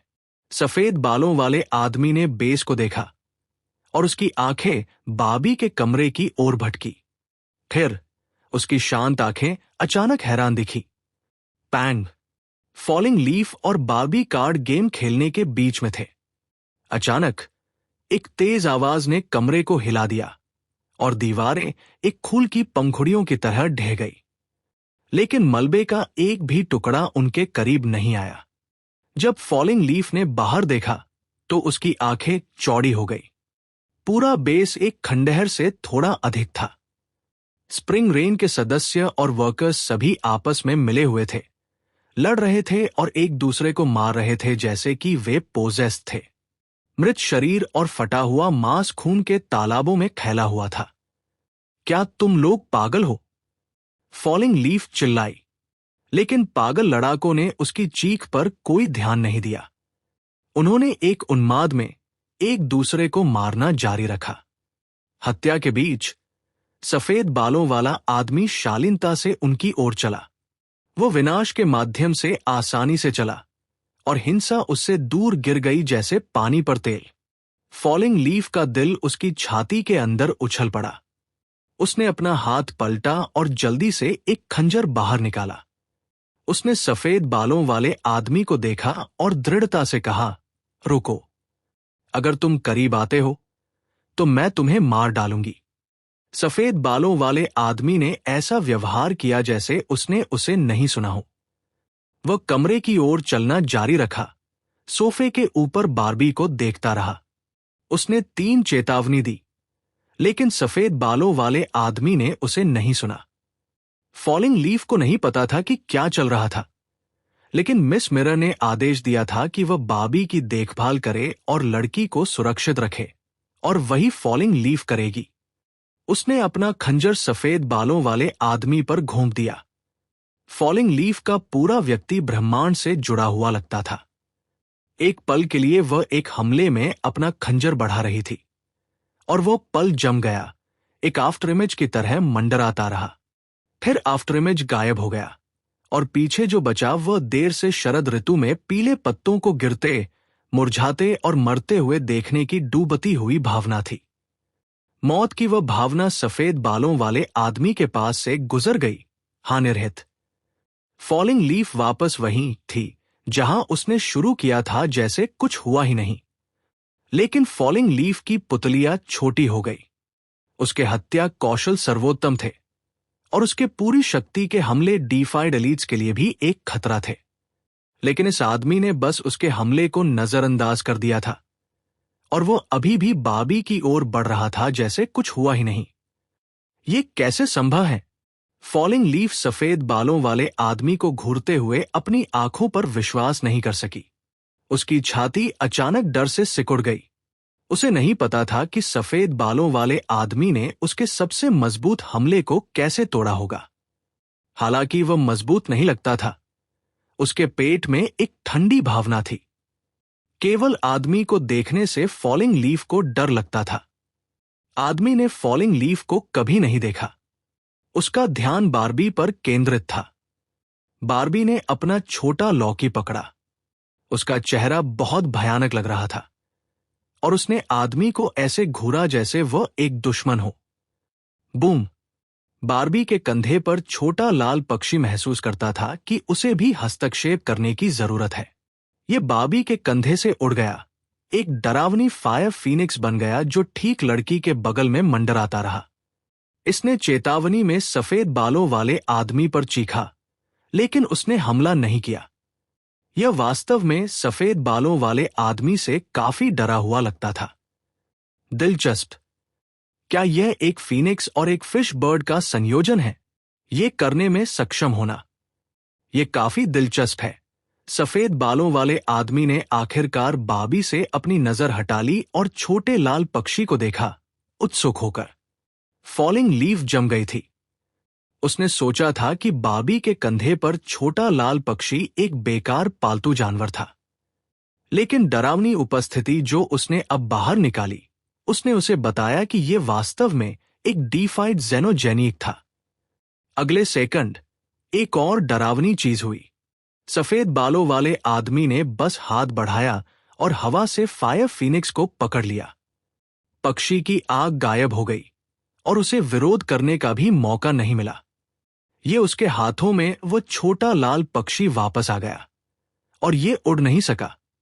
सफेद बालों वाले आदमी ने अपने हाथ में लिटिल रेड बर्ड को देखा। ये छटपटाता रहा, पकड़ से भागने की कोशिश में अपने पंख फड़फड़ाता रहा। उसने खुद से बात की, कहा, क्या तुम्हारे पास वास्तव में फीनिक्स और फिश बर्ड के जीन्स हैं? और यह अभी भी इतना छोटा है, ऐसा कौन कर सकता है? बार्बी ने सफेद बालों वाले आदमी को देखा। उसने पलक झपकाई और कहा, क्या तुम एक बच्चे और उसके पालतू जानवर को तंग करने जा रहे हो? जब सफेद बालों वाले आदमी ने बार्बी को सुना तो वो उसकी ओर मुड़ा और मुस्कुराया। अपना हाथ उठाते हुए उसने लिटिल रेड बर्ड को आजाद कर दिया। इसने अपने पंख फड़फड़ाए और जल्दी से बार्बी के पीछे छिप गया। खुद को प्रकट करने से बहुत डर रहा था। तुम्हारा नाम क्या है? सफेद बालों वाले आदमी ने बार्बी से पूछा। बार्बी। हाँ बार्बी, बार्बी ने गंभीरता से जवाब दिया। जब वह वीर और रूही के साथ नहीं थी तो वह शायद ही इतनी ईमानदार थी। बुरा नहीं, मेरे लिए अपने पिता को नमस्ते कहना। सफेद बालों वाले आदमी ने बार्बी को सिर हिलाया, फिर जाने के लिए मुड़ा। आपका नाम क्या है? बार्बी ने सफेद बालों वाले आदमी की पीठ को देखते हुए पूछा। ये सफेद बालों वाले आदमी ने वापस नहीं देखा। वह चलते रहे। हालांकि कुछ कदमों के बाद उनका शरीर अंतरिक्ष में एक लहर में गायब होना शुरू हो गया। तुम क्या कर रहे हो? बार्बी ने पूछा। एक कर्ज बुला रहा हूं। अब समय आ गया है कि मैं कुछ ऐसा वापस ले लूं जो उनका नहीं है। सफेद बालों वाले आदमी की आवाज अंतरिक्ष में गूंज उठी, बढ़ती दूरी से बहती रही जब तक कि यह पूरी तरह से गायब नहीं हो गई। फॉलिंग लीफ कांपती रह गई। उसने कभी किसी को टेलीपोर्टेशन स्किल का उपयोग करते हुए नहीं देखा था, जबकि अभी भी अपनी आवाज वापस भेज रहा था। यहां तक कि किंग बाई भी ऐसा नहीं कर सकता था। जैसे ही फॉलिंग लीफ अपने सदमे से उभरी, किसी ने मदद के लिए रोते हुए पुकारा। मदद! वे मुड़े और गुलाबी कपड़े पहने एक लड़की लड़ाई के बीच से दौड़ रही थी। वो उनकी ओर दौड़ी, चिल्लाती और सिसकती रही। एक ड्यूक जेनोजेनिक वर्कर उसका पीछा कर रहा था। उसके पास कोई हथियार नहीं था और वह अपने नंगे हाथों से महिला की ओर पहुंच रहा था। जिस तरह से वह चल रही थी, उसके आधार पर महिला ड्यूक वर्कर से अधिक मजबूत लगती थी, लेकिन वह भी घबराई हुई लगती थी और वह पीछे देखने की इच्छा या साहस के बिना लापरवाही से भागी। मयंक मनचंदानी के करीब आने पर बार्बी ने उत्सुकता से अपना सिर झुका लिया। उसे मयंक मनचंदानी याद थी और चाहे उसने कितनी भी कोशिश की, वो इस मयंक मनचंदानी को उस शक्तिशाली व्यक्ति से नहीं जोड़ सकी जिसे वो पहले जानती थी। मेरी मदद करो बार्बी, मेरी मदद करो। मयंक मनचंदानी ने गुहार लगाई, अपनी पूंछ अपने पैरों के बीच दबाए कुत्ते की तरह आगे दौड़ते हुए। फॉलिंग लीफ मयंक मनचंदानी को रोकने वाली थी, लेकिन बार्बी ने जल्दबाजी में उसे बताया, उसे आने दो। मयंक मनचंदानी कमरे के खंडहरों में अनजाने में ठोकर खाकर गिर गई और जब वो वहां पहुंची तो वो बार्बी के पीछे छिप गई, अभी भी कांप रही थी। बहुत बहुत डरावना, मुझे बचाओ बार्बी। हाँ लिटिल मिस मयंक मनचंदानी, तुम्हें उस लंगड़े ड्यूक से कहीं ज्यादा मजबूत होना चाहिए। तुम किससे डर रही हो? बार्बी हंसी, मयंक मनचंदानी को ऐसे देखते हुए जैसे वह एक मजेदार नया खिलौना देख रही हो। मयंक मनचंदानी के शरीर से अभी भी झटके गुजर रहे थे। उसका चेहरा पीला दिखाई दिया। वो वास्तव में घबराई हुई लगती थी। लड़ना गलत है, हत्या और भी अधिक गलत है। साथ ही मैं इतनी खूबसूरत लड़की हूं। हाँ, बारबी खुद को हंसने से नहीं रोक सकी। उसकी आंखें चांद की तरह मुस्कुराई और उसने मयंक मनचंदानी के बालों को सहलाया। ठीक है, ठीक है, तुम बिल्कुल सही हो। हम जैसी सुंदर और प्यारी लड़कियों को लड़ना और मारना नहीं चाहिए। मुझे पता है ना? मयंक मनचंदानी ने पागलपन में अपनी सहमति में सिर हिलाया। वो अभी भी नर्वस ब्रेकडाउन के कगार पर लगती थी। फॉलिंग लीफ बिल्कुल भी सहमत नहीं थी। उसने जल्दी से अपने खंजर का उपयोग ड्यूक का सिर काटने के लिए किया। क्या हुआ? ये क्यों हो रहा है? क्या इसका उस आदमी से कोई लेना देना है? फॉलिंग लीफ ने चारों ओर देखा। हत्या हर जगह हो रही थी और वह नहीं जानती थी कि कहां देखना है। अधिक प्राणी उनकी ओर थे। फॉलिंग लीफ ने उन्हें जोर से पीछे रहने की चेतावनी दी, लेकिन उन्होंने उसके शब्दों पर ध्यान नहीं दिया और इसलिए उसे लड़ना पड़ा और उन्हें काट कर गिराना पड़ा। वीर और मिस मिरर अभी भी आमने सामने थे। उनमें से किसी ने भी अभी तक पहला कदम नहीं उठाया था। मैं या वो, तुम केवल एक को चुन सकते हो। मिस मिरर ने वीर को देखा। टूटी हुई स्वॉर्ड पर उसकी पकड़ अभी भी कसकर थी। चलो यहां से एक साथ चलते हैं। ये जगह बहुत डरावनी है। अगर हम अधिक लोगों वाली जगह पर जाते हैं तो ये सुरक्षित होगा। वीर मुस्कुराया। सुरक्षा इस बात पर निर्भर करती है कि आपके पास किस तरह का साथी है। मैं अपने साथ एक टिकिंग टाइम बॉम्ब नहीं लेना चाहती, ये जाने बिना कि ये किसी भी पल विस्फोट करेगा या नहीं, मिस मिरर ने कहा। तो आप खुद ही आगे बढ़ती रहिए और मैं लड़की के साथ वापस चला जाऊंगा। क्या ये ठीक है? वीर ने एक पल की सोच के बाद कहा। नहीं। क्या आप चाहते हैं कि वह मेरे स्प्रिंग रेन को नुकसान पहुंचाए? मिस मिरर ने भौं। तो मैं उसके साथ यहीं इंतजार करूंगा और कहीं नहीं जाऊंगा, वीर ने कहा। नहीं, अगर तुम नहीं कर सकते तो मैं तुम्हारे लिए करूंगी, मिस मिरर ने कहा। उसने अपनी स्वॉर्ड को वीर की बाहों में लड़की पर झटका। मिस मिरर किंग क्लास बन गई थी, लेकिन उसकी इच्छा और बुद्धि अभी भी डिफाइड थी। उसका स्लैश एक इंद्रधनुष की तरह दिखाई दिया, सीधा नहीं, लेकिन रहस्यमय ढंग से घुमावदार। इसने यह बताना बहुत मुश्किल कर दिया कि स्वॉर्ड कहाँ जा रही थी। वीर के आंदोलनों का भी अनुमान लगाना मुश्किल था, लेकिन हमले से बचने के कुछ प्रयासों के बाद वो अभी भी मिस मिरर की स्वॉर्ड को चकमा देने में असमर्थ था। उसने टूटी हुई स्वॉर्ड को रोकने के लिए अपनी हथेली बाहर फेंक दी। उसने इसकी हिल्ट को छुआ, लेकिन इसके ब्लेड को नहीं। टूटी हुई स्वॉर्ड एक रेक्विम ट्री को काट सकती थी, इसलिए यह सीधे मुकाबला करने के लिए बहुत तेज थी। वीर झटके को रोकने के लिए अपने हथियार का उपयोग नहीं करेगा। यहां तक कि एक डिफाइड ट्रेजर भी टूटी हुई स्वॉर्ड से नष्ट हो सकता था।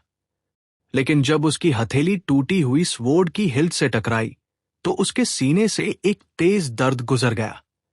शक्ति की एक लहर ने उसे उड़ा दिया और तनाव के तहत उसकी पसलियों को दर्द दिया। उसने अपने मुंह के पीछे खून का स्वाद चखा। क्या चल रहा है? कुछ चीज ने मेरे सीने को घायल कर दिया। क्या ये मेरी अपनी शक्ति है? वीर ने खुद से सोचा, लेकिन मिस मिरर की टूटी हुई स्वॉर्ड फिर से उसकी ओर झपटी। मिस मिरर यह साबित कर रही थी कि वह इतनी शक्तिशाली डिफाइड एलीट क्यों थी। उसके स्वॉर्ड स्किल्स वीर की क्षमताओं से कहीं अधिक थे और वह अभी भी बेहद मजबूत थी, और उसके स्वॉर्ड स्किल्स असामान्य थे। इससे कोई फर्क नहीं पड़ता था कि वीर ने अपने आंदोलन पैटर्न को कितना बदला, वो वार से बच नहीं सका। ये एक फॉल्सिफाइड स्काई हमले की तरह था, लेकिन इस हमले में कॉजल पावर्स की कमी थी। पैंग! वीर को हमले का मुकाबला करने के लिए अपना हाथ आगे बढ़ाना पड़ा। पिछली बार की तरह उसके हाथ ने टूटी हुई स्वॉर्ड की हिल्ट को मारा। एक और प्रभाव उसके सीने में धंस गया और उसे उड़ा दिया। मिस मिरर उसकी अपनी परछाई की तरह उसके पीछे गई। वह उस लड़की को मारने की कोशिश करती रही जिसे वीर ने अपनी बाहों में पकड़ रखा था। क्या यह आपका मिरर स्पिरिट बॉडी है? वीर ने पीछे हटते हुए पूछा। हाँ, एक किंग क्लास के रूप में भी मैं तुम्हें आसानी से मार सकती हूं, इसलिए मेरे धैर्य की परीक्षा मत लो, मिस मिरर ने चेतावनी दी। तो आपका मिरर स्पिरिट बॉडी केवल उन्हीं हमलों को वापस कर सकता है जो मैं करता हूं। यह बहुत प्रभावशाली नहीं है, वीर ने कहा। हो सकता है कि यह अद्भुत ना हो, लेकिन यह तुम्हें मारने के लिए काफी है, मिस मिरर ने घोषणा की। तुम मुझे मारने को तैयार हो। वीर अब और पीछे नहीं हट सका। वो अगले हमले से बचने में सक्षम नहीं होगा, और वो मिस मिरर या टूटी हुई स्वॉर्ड का मुकाबला नहीं कर सका। वो मुड़ा और ब्लेड से लड़की को ढालने के लिए अपने शरीर का उपयोग किया। ये मत सोचना कि मैं तुम्हें नहीं मारूंगी, मिस मिरर ने स्पष्ट नाराजगी के साथ कहा, जैसे ही उसने अपनी स्वॉर्ड रोक दी। मेरी लेडी एक्सट्रीम किंग की राजकुमारी है, और आप किंग की बहन हैं। आप स्प्रिंग रेन की नेता है। क्या आप वास्तव में इस प्रोफेसी की सच्चाई पर विश्वास करने जा रही हैं? मुझे वो असली कारण बताएं जिससे आप उसे मारना चाहती हैं। वीर ने शांत रहते हुए मिस मिरर को देखा। मिस मिरर ने उस पर हमला जारी नहीं रखा। उसने वीर को थोड़ी देर तक देखा, इससे पहले कि वह बोली, प्रोफेसीज में बहुत वास्तविक शक्ति हो सकती है। बहुत सारे एलीट्स वास्तव में भविष्य की भविष्यवाणी नहीं कर सकते हैं, लेकिन कुछ है। सबसे खास बात यह है कि वेरी हाई भविष्यवाणी में बहुत कुशल है। वे घटनाओं की भविष्यवाणी उस तरह से करने में सक्षम है जिस तरह से उस स्क्रीन पर तस्वीरें काम करती हुई दिखाई देती हैं। लेकिन वह असली कारण नहीं है कि आप उसे मारना चाहती हैं, वीर ने अपना सिर हिलाते हुए कहा। मिस मिरर ने आरोप से इनकार नहीं किया। अभी उसका शरीर कमजोर है, इतना कमजोर कि कोई भी नोबल उसे मार सकता है, लेकिन जो शक्तियां उसने पहले प्रदर्शित की थी वे बहुत मजबूत थी। यहां तक कि एक्सट्रीम किंग का एक डीफाइड एलीट नाइट वाइंड भी एक ही झटके में नीचे लाया गया था। यह अजीब तरह से उतार चढ़ाव वाली शक्ति मुझे एक पुरानी कहानी के किसी व्यक्ति की याद दिलाती है। कौन? वीर ने अपनी भौहें उठाई। सेक्रेड लीडर, मिस मिरर ने धीरे से कहा। यह कैसे संभव है? सेक्रेड लीडर ने इतने सारे शक्तिशाली एलीट्स का नेतृत्व किया। अगर उसमें इतनी स्पष्ट कमजोरी होती तो मुझे यकीन है कि वह कई बार मर गया होता, वीर ने संदेह से जवाब दिया। अगर सेक्रेड लीडर का शरीर इतना कमजोर होता तो उसे खुद को जीवित रखने में, अकेले एक साम्राज्य पर शासन करने में बहुत कठिनाई होती। उसने अविश्वसनीय शक्ति वाले लोगों की एक भीड़ को आदेश दिया।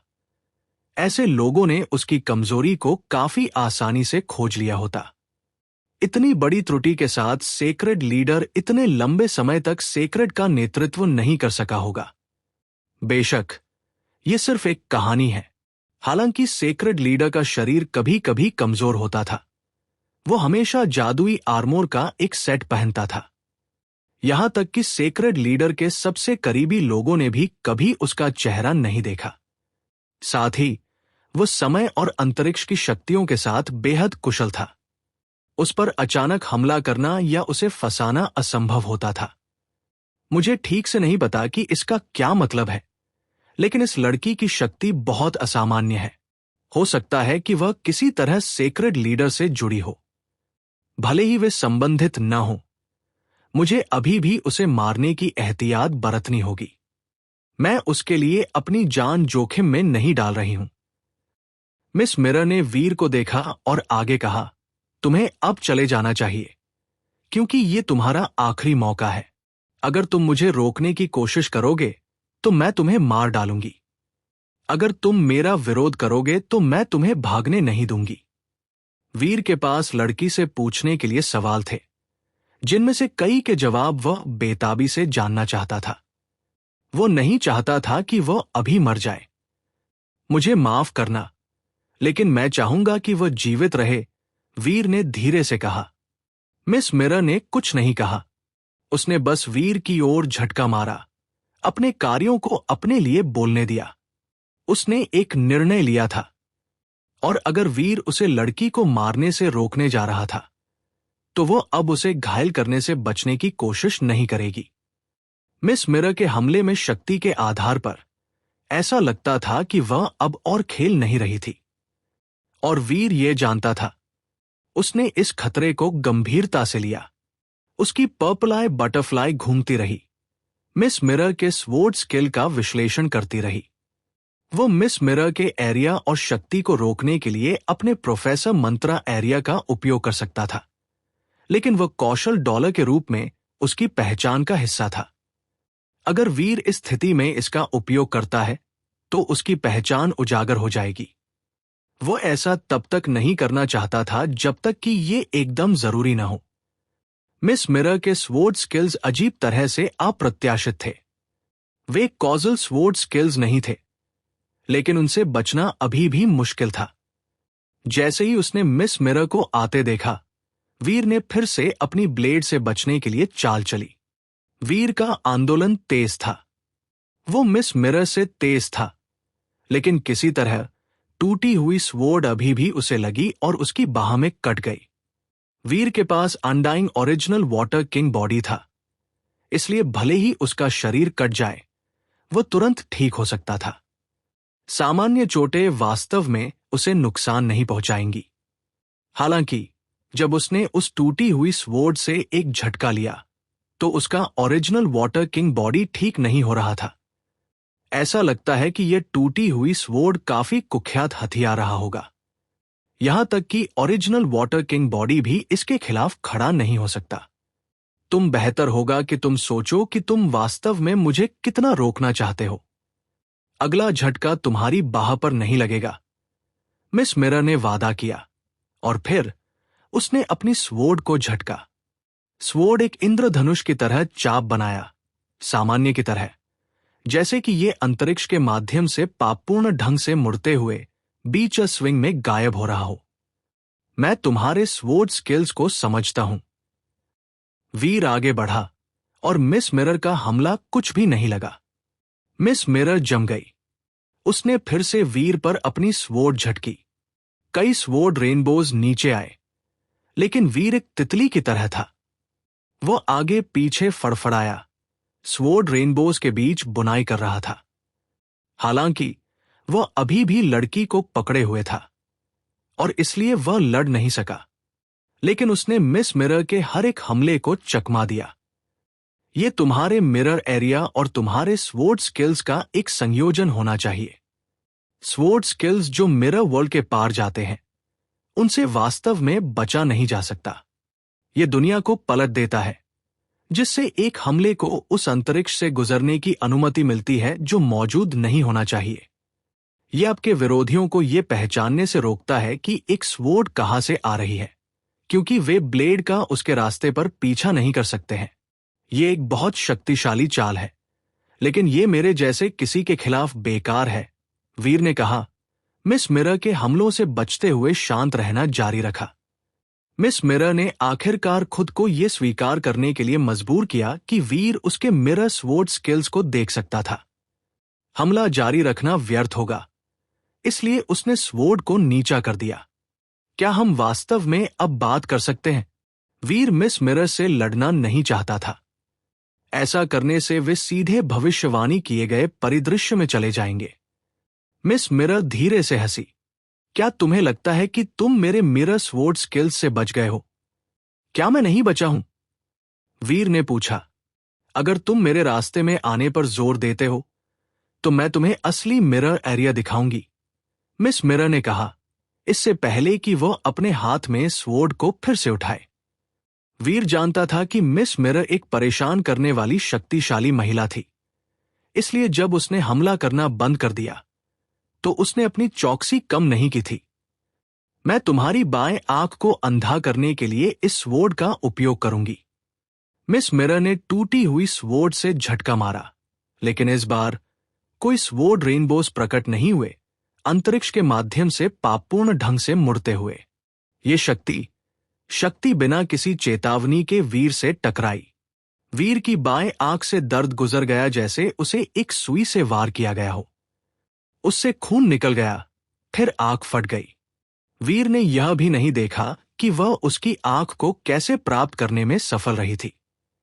यह हमला तुम्हारी दाहिनी आंख को तोड़ देगा, मिस मिरर ने बस कहा। फिर उसने अपनी टूटी हुई स्वॉर्ड से फिर से झटका मारा। वीर ने ध्यान केंद्रित किया, अपनी पर्पल आई बटरफ्लाई को अधिकतम तक धकेला। वह अभी भी उस शक्ति को पहचान नहीं सका जो टूटी हुई स्वॉर्ड को धक्का दे रही थी।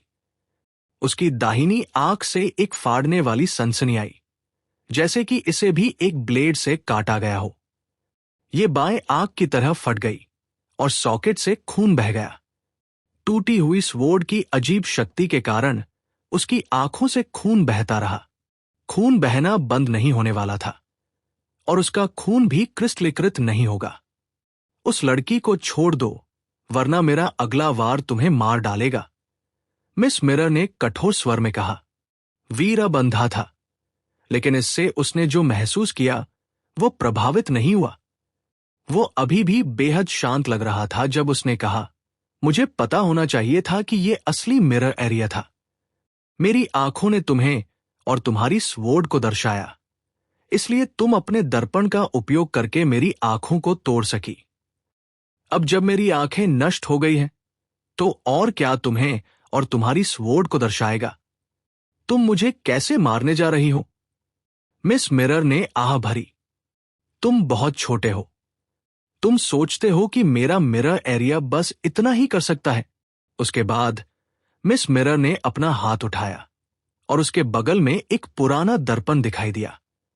यह उतनी ही ऊंचाई का था जितनी वह थी। वह पुराना दर्पण वीर की ओर इंगित किया गया था और इसने वीर की छवि को दर्शाया।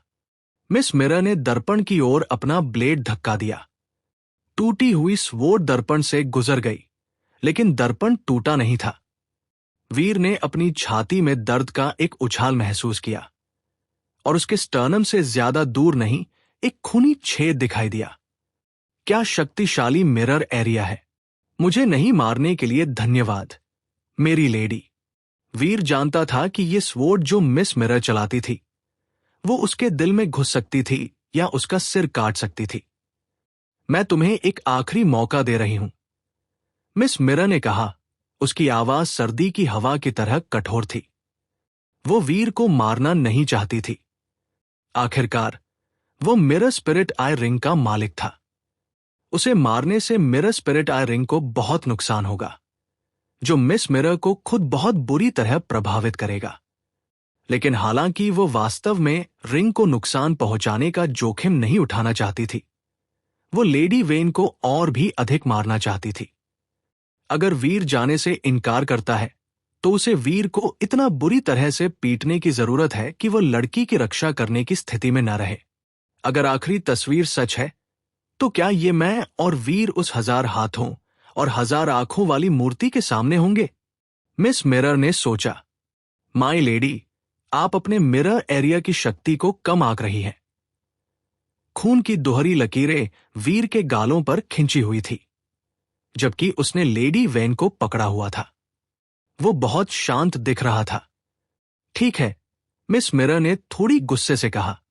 वो पहले कभी किसी के साथ इतनी धैर्यवान नहीं रही थी। अगर किसी और व्यक्ति ने उसके स्वभाव की इस तरह परीक्षा ली होती, भले ही वे डिफाइड होते, तो वो उन्हें मार डालती। वो वीर के हठ और अशिष्टता को सहन करती रही, लेकिन उसने स्पष्ट रूप से सराहना नहीं की कि वो उस पर आसानी से जा रही थी। यह मिस मिरर के लिए बहुत निराशाजनक था। उसने शीशे पर वार करने के लिए अपनी स्वॉर्ड का इस्तेमाल किया। मिस मिरर के टूटी हुई स्वॉर्ड को घुमाते ही वीर हिल गया। उसकी टूटी हुई स्वॉर्ड शीशे में प्रवेश कर गई, लेकिन इस बार वीर को चोट नहीं पहुंचा सकी। आपका मिरर एरिया आपके द्वारा बनाए गए शीशे के भीतर मेरी छाया पर हमला कर सकता है। चूंकि वह छाया मेरे असली शरीर से जुड़ी हुई है, आप मुझे चोट पहुंचा सकती हैं। लेकिन यह सब इस बात पर निर्भर करता है कि आप मेरी छाया को छूने में सक्षम हैं। हालांकि शीशे में मेरी छाया मेरे साथ चलती है। मैं इसे नियंत्रित कर सकता हूं, जिससे यह आपकी टूटी हुई स्वॉर्ड से बच सकती है, वीर ने कहा। तुम चालाक हो। तुमने इतने कम समय में मेरे मिरर एरिया के बारे में बहुत कुछ जान लिया है। मिस मिरर ने उसकी तारीफ की। उसका चेहरा भावहीन रहा। लेकिन अगर तुम ये जानते भी हो, तो क्या? शीशे की दुनिया हमारी दुनिया के विपरीत है। तुम अपनी छाया को नियंत्रित कर सकते हो, लेकिन ये तुम्हारे अपने शरीर की तरह स्वाभाविक रूप से नहीं चलेगी, क्योंकि इस दुनिया में तुम्हारी हर हरकत शीशे में उलझ जाएगी। और इसके अलावा तुम अंधे हो गए हो। तुम शीशे में अपनी छाया नहीं देख सकते, तो तुम कैसे उम्मीद करते हो कि तुम मुझसे बचने में सक्षम होगे? मुझ पर फिर से हमला करने की कोशिश करो और तुम खुद देखोगे कि मैं अभी भी कितनी अच्छी तरह से बच सकता हूं। वीर की शांत अभिव्यक्ति नहीं बदली थी। जाहिर है, मिस मिरर को वीर का रवैया पसंद नहीं था। उसने अपने एक इंद्रधनुष के साथ शीशे की दिशा में अपनी स्वॉर्ड को झटका दिया। हमले की शक्ति शीशे में वीर की छाया की ओर बढ़ी। वीर को अपनी चाल को नियंत्रित करने की आवश्यकता थी, अपनी छाया को आने वाले हमले के चारों ओर मार्गदर्शन करते हुए। वीर की छाया ने उसके हर आंदोलन पर तुरंत प्रतिक्रिया दी, लेकिन शीशे के उलटफेर ने इसे नियंत्रित करना बहुत मुश्किल बना दिया। सामान्य लोग अपने मेकअप करने या अपने बाल ब्रश करने के लिए शीशों का इस्तेमाल करते थे। जब किसी ऐसे कार्य को करते हैं जिसके लिए किसी व्यक्ति को अत्यंत सटीक गतिविधियों की आवश्यकता होती है, तो जो लोग शीशों में काम करने के लिए बहुत अनुभवी नहीं होते हैं, वे अक्सर गलतियां करते हैं। वीर हालांकि अपने बाल ब्रश करने जैसी कोई साधारण चीज नहीं कर रहा था। वो अपने जीवन के लिए लड़ने के लिए शीशे का उपयोग कर रहा था। वीर को मिस मिरर के डरावने हमलों से बचने के लिए अपने प्रतिबिंब को नियंत्रित करना पड़ा। यह सबसे अच्छे समय में एक मुश्किल काम होगा, और अंधा और घायल होने पर ऐसा करना लगभग असंभव होगा। लेकिन मिस मिरर अपने स्वॉर्ड स्किल्स को पूरी शक्ति से चलाने के बावजूद वीर के प्रतिबिंब पर और अधिक नुकसान पहुंचाने में विफल रही। वह एक भी वार नहीं कर सकी। वो ये कैसे कर रहा है?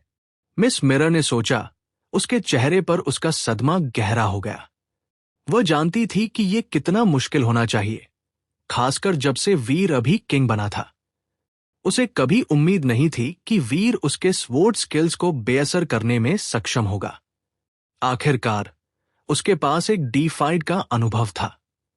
वह उसके लिए कोई साधारण किंग क्लास दुश्मन नहीं थी। अब वीर उससे आमने सामने लड़ सकता था, और वो अविश्वसनीय प्रवीणता के साथ शीशे में छाया को नियंत्रित कर सकता था। वो हर हमले से चूक गई। हालांकि इस सब के बावजूद सबसे अद्भुत बात यह थी कि वीर अंधा था। यह कल्पना करना मुश्किल था कि इस तरह के कारनामे को पूरा करने के लिए उसकी अन्य इंद्रियां कितनी मजबूत होनी चाहिए। मिस मिरर उसकी छाया को चोट नहीं पहुंचा सकी, और इसलिए उसकी स्वॉर्ड चलना बंद हो गई। माय लेडी, ऐसा लगता है कि आप मुझे चोट नहीं पहुंचा सकती, वीर ने कहा। मिस मिरर अब गुस्सा नहीं थी। उसने वीर को कम आंका था, जो एक किंग था। उसने कभी नहीं सोचा था कि वीर उसके लिए एक वास्तविक खतरा बन जाएगा। लेकिन अब वीर के प्रदर्शन ने उसे बस इतना ही दिखाया है, एक दुश्मन जो उसकी शक्ति का मुकाबला कर सकता था।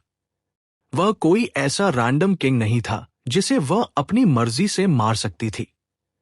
तुम बहुत मजबूत हो।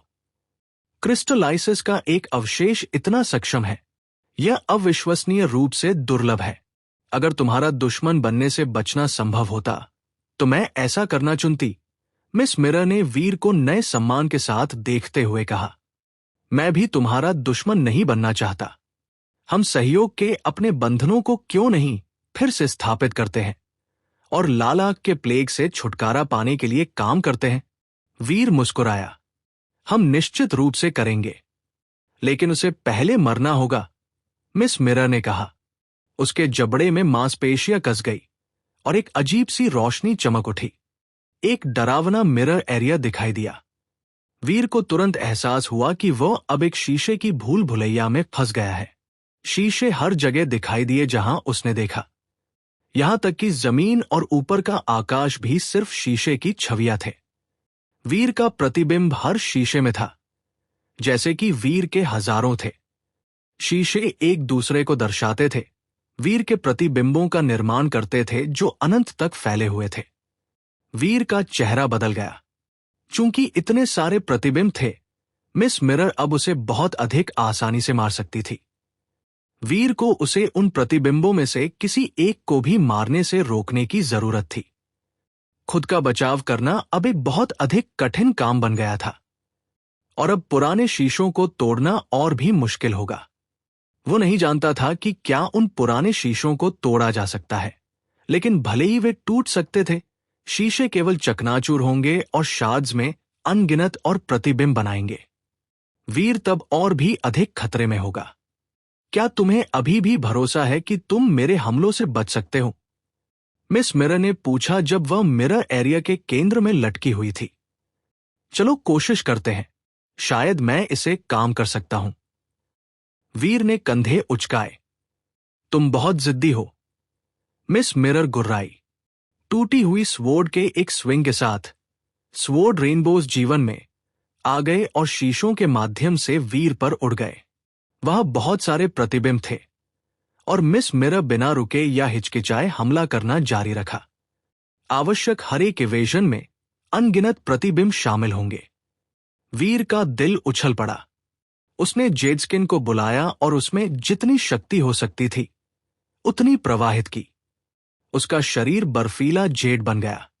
उसका दिमाग खुल गया और उसका जेडस्किन एरिया दिखाई दिया। उसकी अभिव्यक्ति केंद्रित हुई। वीर कूदा और उसके सभी प्रतिबिंब आने वाले स्वॉर्ड स्ट्राइक से बच गए। उसी समय उसका जेडस्किन एरिया सभी पुराने शीशों को ढक लिया। हर एक शीशे की सतह पर फ्रोस्ट फैल गया। वो बेकार है। बर्फ में तुम्हारे प्रतिबिंब मेरे हमलों के प्रति संवेदनशील हैं, इसलिए मैं अभी भी उनका उपयोग तुम्हें मारने के लिए कर सकती हूं। मिस मिरर ने जमे हुए शीशों में से एक की ओर झटका दिया। बर्फ काम नहीं करेगी। ऐसा लगता है कि ये है। तो वीर ने आह भरी। वीर ने अपने जेडस्किन एरिया को वापस ले लिया, इसे वापस अपने शरीर में खींच लिया। मिस मिरर की स्वॉर्ड फिर से वीर के प्रतिबिंबों में से एक के लिए आई, लेकिन इस बार वीर नहीं बचा। डागा, डागा, डागा। मिस मिरर की स्वॉर्ड वीर के सभी प्रतिबिंबों से टकराई, लेकिन वीर वहीं खड़ा रहा जहां वह था। वह खून नहीं बह रहा था और उसके पूरे शरीर में एक भी घाव दिखाई नहीं दिया। ऐसा लग रहा था जैसे वह एक जेड की मूर्ति है, दृढ़ और स्थिर। मिस मिरर, धूल भी मेरे जेडस्किन को खराब नहीं करेगी। मेरा शरीर है। यह सिर्फ मेरा है और इस दुनिया में कुछ भी इसे नहीं बदलेगा। भले ही आप मेरे सभी प्रतिबिंबों को तोड़ दें, आप मुझे चोट नहीं पहुंचा सकती। वीर ने लेडी वेन को पकड़ रखा था जब वह बोल रहा था। उसकी आवाज ठंडी थी। मिस मिरर की इंद्रधनुषी शक्तियां घूमती रहीं। उन्होंने शीशों में कई प्रतिबिंबों को तोड़ दिया, लेकिन वीर के शरीर को पूरी तरह से कोई नुकसान नहीं हुआ। माय लेडी, अगर आपके पास अभी भी एक डिफाइड शरीर होता तो यह कहना सुरक्षित है कि मेरा जेडस्किन आपके शक्तिशाली स्वॉर्ड स्ट्राइक्स को सहन नहीं कर पाता। लेकिन अब आप मुझसे बहुत अलग नहीं हैं। आप एक फर्स्ट ईयर किंग क्लास विरोधी हैं। जब तक आप मुझे टूटी हुई स्वॉर्ड से वार नहीं करती, मेरे प्रतिबिंबों को मारने से मुझे चोट नहीं लगेगी। वीर ने कहा। तो क्या? यह वास्तव में काफी राहत देने वाला है कि मुझे आपको मारने की चिंता नहीं करनी पड़ेगी। मैं इसके बजाय सिर्फ महिला को मारूंगी। भले ही आप उसे अपने पीछे छिपा लें, आप उसकी छाया को मुझसे नहीं बचा सकते हैं। मिस मिरर ने घोषणा की जब उसने फिर से अपनी टूटी हुई स्वॉर्ड उठाई। माय लेडी, आपने सुना होगा कि मैंने अभी क्या कहा, वीर ने कहा, क्योंकि उसने अचानक मिस मिरर को देखा। क्या? मिस मिरर ने पूछा। हम किंग्स के रूप में एक ही स्तर पर हैं। वीर ने अपनी मुट्ठियां उठाई। उसकी मुट्ठियों के चारों ओर की आइज जेड गॉडलाइट बन गई और मिस मिरर की ओर चमकी। मिस मिरर का दिल उछल पड़ा और उसके सामने एक पुराना शीशा बन गया। वो जेडस्किन गॉडलाइट को उसके वील्ड करने वाले पर वापस दर्शाना चाहती थी, लेकिन गॉडलाइट एक साधारण हमला शक्ति नहीं थी। यह सीलिंग के लिए एक शक्ति थी। बर्फीली रोशनी अचानक मिस मिरर और पुराने शीशे के चारों ओर एक बाइंडिंग सील लपेट ली। एक विशाल आइस क्यूब के आकार में बदल गई। मिस मिरर, मैं आगे बढ़ रहा हूं। अगर मैं रेड आई शक्ति को तोड़ सकता हूं तो मैं तुम्हारे लिए वापस आऊंगा। वीर ने मिस मिरर की टूटी हुई स्वॉर्ड को देखा, लेकिन उसने उसे अपने साथ नहीं ले जाने का फैसला किया। उसने बस वेन के चारों ओर अपनी बाहों को थोड़ा और आराम से व्यवस्थित किया और टूटे हुए शहर में वापस चला गया। भले ही भविष्यवाणी सच थी, यह अब उसके और लड़की द्वारा पूरी की जाएगी। उनकी वर्तमान स्थिति अभी भी म्यूरल की छठी तस्वीर के साथ संरेखित थी जिसे उन्होंने खोजा था, लेकिन उनके सामने टूटे हुए शहर को अभी तक साफ नहीं किया गया था। जगह टूटे हुए पत्थर और मलबे से ढकी हुई थी, और चूंकि नाइट वाइंड अब उनके लिए रास्ता बनाने के लिए वहां नहीं था, इसलिए वीर को ऐसा करना पड़ा। लड़की को ले जाते समय उसने पत्थरों को खुद तोड़ा। उसके पास नाइट वाइन जैसी सब्सटेंस चेंज नहीं थी, इसलिए वह एक विस्तृत क्षेत्र को साफ करने में असमर्थ था। इसके बजाय उसने बस एक रास्ता तोड़ा जो उसके लिए लड़की को ले जाते समय फिसलने के लिए काफी चौड़ा था। उसने जितनी तेजी से हो सके यात्रा करने की कोशिश की। वीर को लगा जैसे रेड आई शक्ति उसे उतना प्रभावित नहीं कर रही थी, जो शायद इसलिए था या नहीं था क्योंकि उसकी आंखें टूटी हुई थी। उसने अभी भी एक निश्चित दिशा में जाने की इच्छा महसूस की, लेकिन वो उतनी मजबूत नहीं थी। वो निश्चित नहीं था कि वह टूटी हुई स्वॉर्ड किस तरह का हथियार था, लेकिन वीर की घायल आंखें जेडस्किन की शक्ति से ठीक नहीं हो रही थी। लेकिन वीर को इसकी परवाह नहीं थी। अगर उसके पास अभी आंखें नहीं थी तो इससे उसे कोई फर्क नहीं पड़ा। जब वह वहां से बाहर निकलता तो वह ठीक होने के लिए समय ले सकता था। वीर को गए ज्यादा देर नहीं हुई थी कि मिस मिरर को सील करने वाली बर्फ से एक कराहट की आवाज आई। इसकी सतह पर दरारें दिखाई दी और एक सेकंड बाद आइस क्यूब टूट गया। मिस मिरर आजाद हो गई। मिस मिरर ने उस दिशा में देखा जहां वीर भाग गया था। उसकी अभिव्यक्ति विरोधाभासी थी, लेकिन थोड़ी देर बाद उसने आह भरी। मुझे उम्मीद है कि वो रेड आई कर्स को तोड़ सकता है। मिस मिरर ने कुछ महसूस किया था, और हालांकि वह इसके बारे में नहीं सोचना चाहती थी, वो जानती थी कि उसे ऐसा करना होगा। जब तक वह फिर से डिफाइड नहीं हो जाती, तब तक उसके लिए वीर को उसके वर्तमान स्तर पर हराना संभव नहीं होगा। और इसलिए अगर वीर रेड आई कर्स के स्रोत को नहीं ढूंढ सका और नष्ट नहीं कर सका तो सब कुछ खो जाएगा। शायद भविष्यवाणी भी सच हो जाएगी और उनमें से एक मर जाएगा। हम एक ही स्तर के हो सकते हैं, लेकिन मैं तुम्हारा मुकाबला नहीं कर सकती। मुझे उम्मीद है कि जब तुम डिफाइड हो जाओगे तो तुम उसी तरह से मेरा सामना करने का साहस रखोगे। मिस मिरर शहर की ओर जाने वाली गुफा के प्रवेश द्वार के पास एक चट्टान पर बैठ गई। उसने रेड आई शक्ति के लत जैसे खिंचाव को रोकने के लिए एक जीन आट डाली और वो वीर के परिणाम का इंतजार करती रही। वीर लेडी वेन को आगे ले गया, जाते समय चट्टानों को तोड़ता रहा। इस बार उसे कुछ भी अजीब नहीं मिला, लेकिन 2 घंटे की यात्रा के बाद उसके सामने की चट्टानों को हिलना आसान हो रहा था।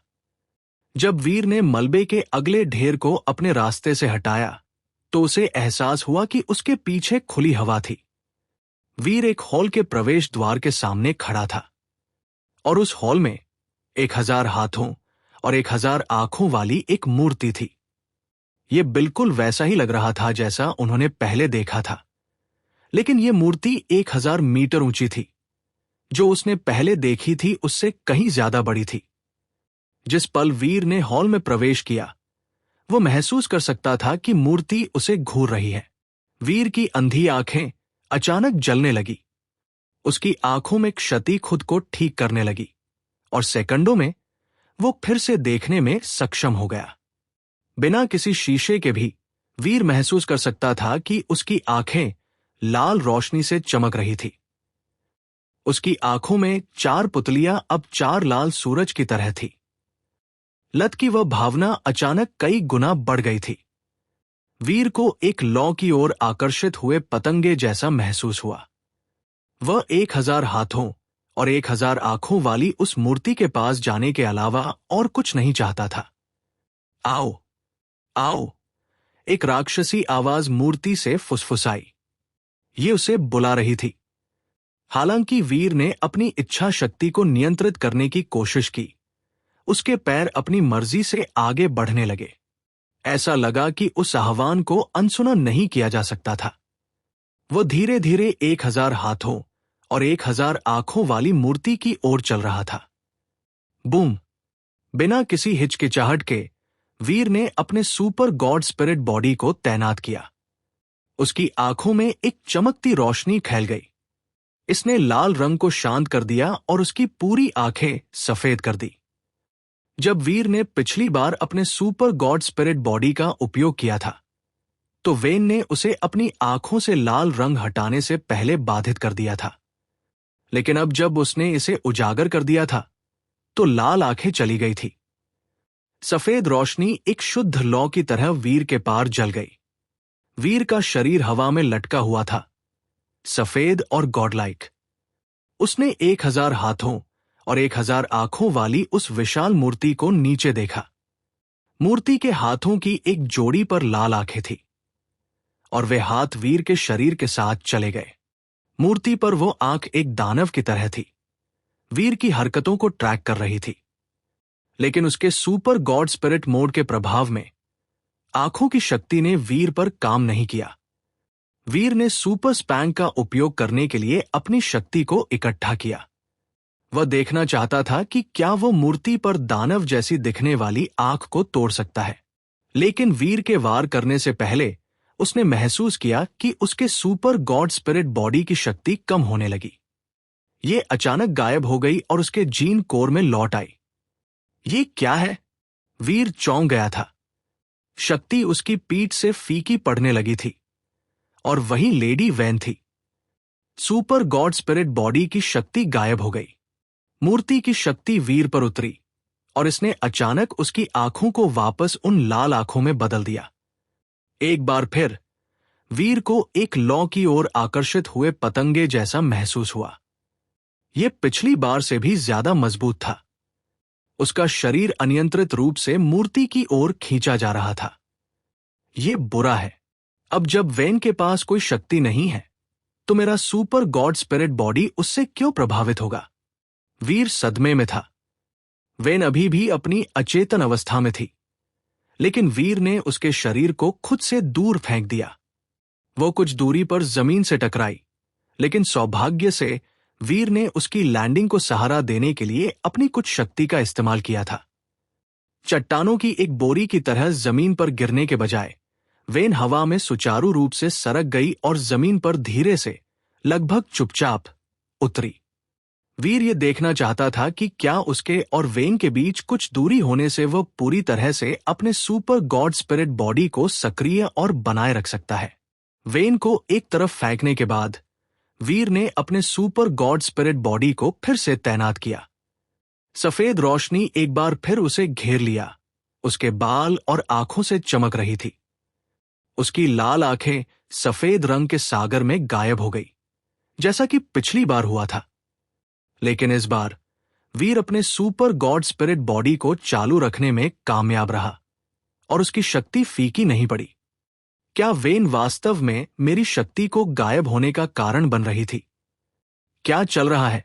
उसके लिए मेरे सुपर गॉड स्पिरिट बॉडी को प्रभावित करना कैसे संभव है? वीर ने सदमे से वेन को देखा। उसने देखा कि उसका अपना शरीर सुनहरी रोशनी से चमक रहा था। उसकी आंखें और बाल सुनहरे हो रहे थे। हालांकि वीर के पास इस समय इसकी चिंता करने का समय नहीं था। उसने बस सुपर स्पैंक का उपयोग करने पर ध्यान केंद्रित किया। उसने 1000 हाथों और 1000 आंखों वाली मूर्ति पर आग की ओर अपनी मुट्ठी फेंकी, ये देखने के लिए कि क्या वो इसे तोड़ सकता है। लेकिन जिस क्षण वीर करीब आया, मूर्ति के चारों ओर एक अजीब चमक उठी। मूर्ति लाल रोशनी की एक सब्सटेंस चेन इकट्ठा कर रही थी और फिर रोशनी वीर पर लपक पड़ी। वीर का सुपर गॉड स्पिरिट बॉडी उसकी ओर आ रहे खून की रोशनी को अनदेखा कर दिया। खून की रोशनी उसके आर पार चली गई, जैसे कि वो मौजूद ही नहीं था, जैसे वह किसी प्रकार का फैंटोम था। लेकिन वीर ने मूर्ति की आंख पर मुक्का मारा, जिससे बल का एक विस्फोट हुआ। सदमे की लहर ने वीर के शरीर को पीछे धकेल दिया, लेकिन सुपर स्पैंक वार आग को नष्ट करने में असमर्थ था। यह उस अजीब डीफाइड बग से भी कठिन है, यहां तक कि इस विचार ने भी वीर को एक ठंडी दहशत महसूस कराई। हालांकि उसके एक हिस्से को इस परिणाम की उम्मीद थी। पुष्टि ने उसे बस निराश किया। वह मूर्ति को तोड़ नहीं सका। इसका मतलब था कि वह रेड आई शक्ति के रहस्यों को अनलॉक नहीं कर सकता था। लेकिन यह उसे प्रभावित भी नहीं करेगा, क्योंकि उसके पास सुपर गॉड स्पिरिट बॉडी था। लेकिन अगर कोई और रेड आई स्थिति से संक्रमित था, तो वह कुछ नहीं कर सकता था। वीर घूम गया और दूर जाने लगा। उसे सबसे पहले टूटे हुए शहर से बाहर निकलने की जरूरत थी। लेकिन तभी मूर्ति अचानक हिल गई। उसका विशाल रूप अचानक पूरी तरह से सीधा खड़ा हो गया और उसने घृणा से वीर को नीचे देखा। जैसे ही मूर्ति अपनी पूरी ऊंचाई तक बढ़ी, पूरा हॉल हिल गया। ये जीवित है। वीर हैरान नहीं था। वह आगे कूदा और वेन तक पहुंचने की कोशिश की, लेकिन तभी उसने वेन के शरीर को जमीन से ऊपर उठते हुए देखा। उसके बाल और आंखें सुनहरी हो गई थी और वो अब बिल्कुल वैसी ही दिख रही थी जैसी वीर ने उसे पहली बार देखा था। उसकी आंखें खुली थी, लेकिन वे धुंधली और अनफोकस थी। 1000 हाथों और 1000 आंखों वाली मूर्ति ने आगे कदम बढ़ाया, अपने दानव जैसे हाथों में से एक को वीर पर थप्पड़ मारने के लिए नीचे भेजा। हालांकि ये उसके ऊपर रुक गया और ये चमकने लगा। सुनहरे बालों वाली वेन 1000 हाथों और 1000 आंखों वाली मूर्ति के सामने टेलीपोर्ट हो गई, सीधे उसके चेहरे के सामने हवा में मंडरा रही थी। उसने अपना हाथ हिलाया और उसका सिर काट दिया। बूम! विशाल पत्थर का सिर हॉल के फर्श पर गिर गया। जहां वो फर्श से टकराया, वहां एक अच्छी तरह से आकार का गड्ढा बन गया। वीर स्तब्ध रह गया। वेन का शरीर इतना कमजोर था, लेकिन उसके सुनहरे होने के बाद उसकी शक्ति वास्तव में भयावह हो गई। इसका परिमाण पर विश्वास करना मुश्किल था। यह उस म्यूरल की छठी छवि से पूरी तरह से अलग था जो दर्शाया गया था। छठी तस्वीर में एक व्यक्ति फर्श पर और दूसरा व्यक्ति पूरी मूर्ति के सामने प्रार्थना करते हुए दिखाया गया था। लेकिन जब सिर काट दिया गया था, तब भी 1000 हाथों और 1000 आंखों वाली मूर्ति नहीं गिरी थी। उसका शरीर ऐंठने लगा और उसकी सभी 1000 बाहें हिल रही थी। उसके हाथों में हर लाल आंख चमकने लगी और वह नरक जैसी चमक हॉल को एक सिरे से दूसरे सिरे तक ढक दिया। अनगिनत लाल सब्सटेंस चेन्स उभरे और वेन के शरीर की ओर सरक गए। वेन की शक्ति अविश्वसनीय थी, लेकिन उसका शरीर ठोस था और इसलिए घायल हो सकता था।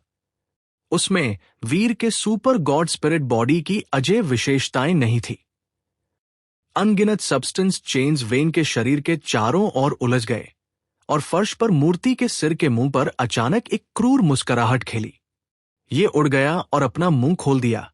वेन को निगलने की कोशिश कर रहा था। Veer. Ven. Chains. Ven. Pang. Veer. Attendant hand. Veer. Super spank. Squelching. Eyeball. Mutant deified xenogeneic. Blood Eye evil god. Mutant xenogeneic gene. Blood Eye evil god devil soul. Veer. Eyeball. Veer Blood Eye evil god's devil soul. Ven teleport. Veer. Veer. Ven. Veer. Suffocating.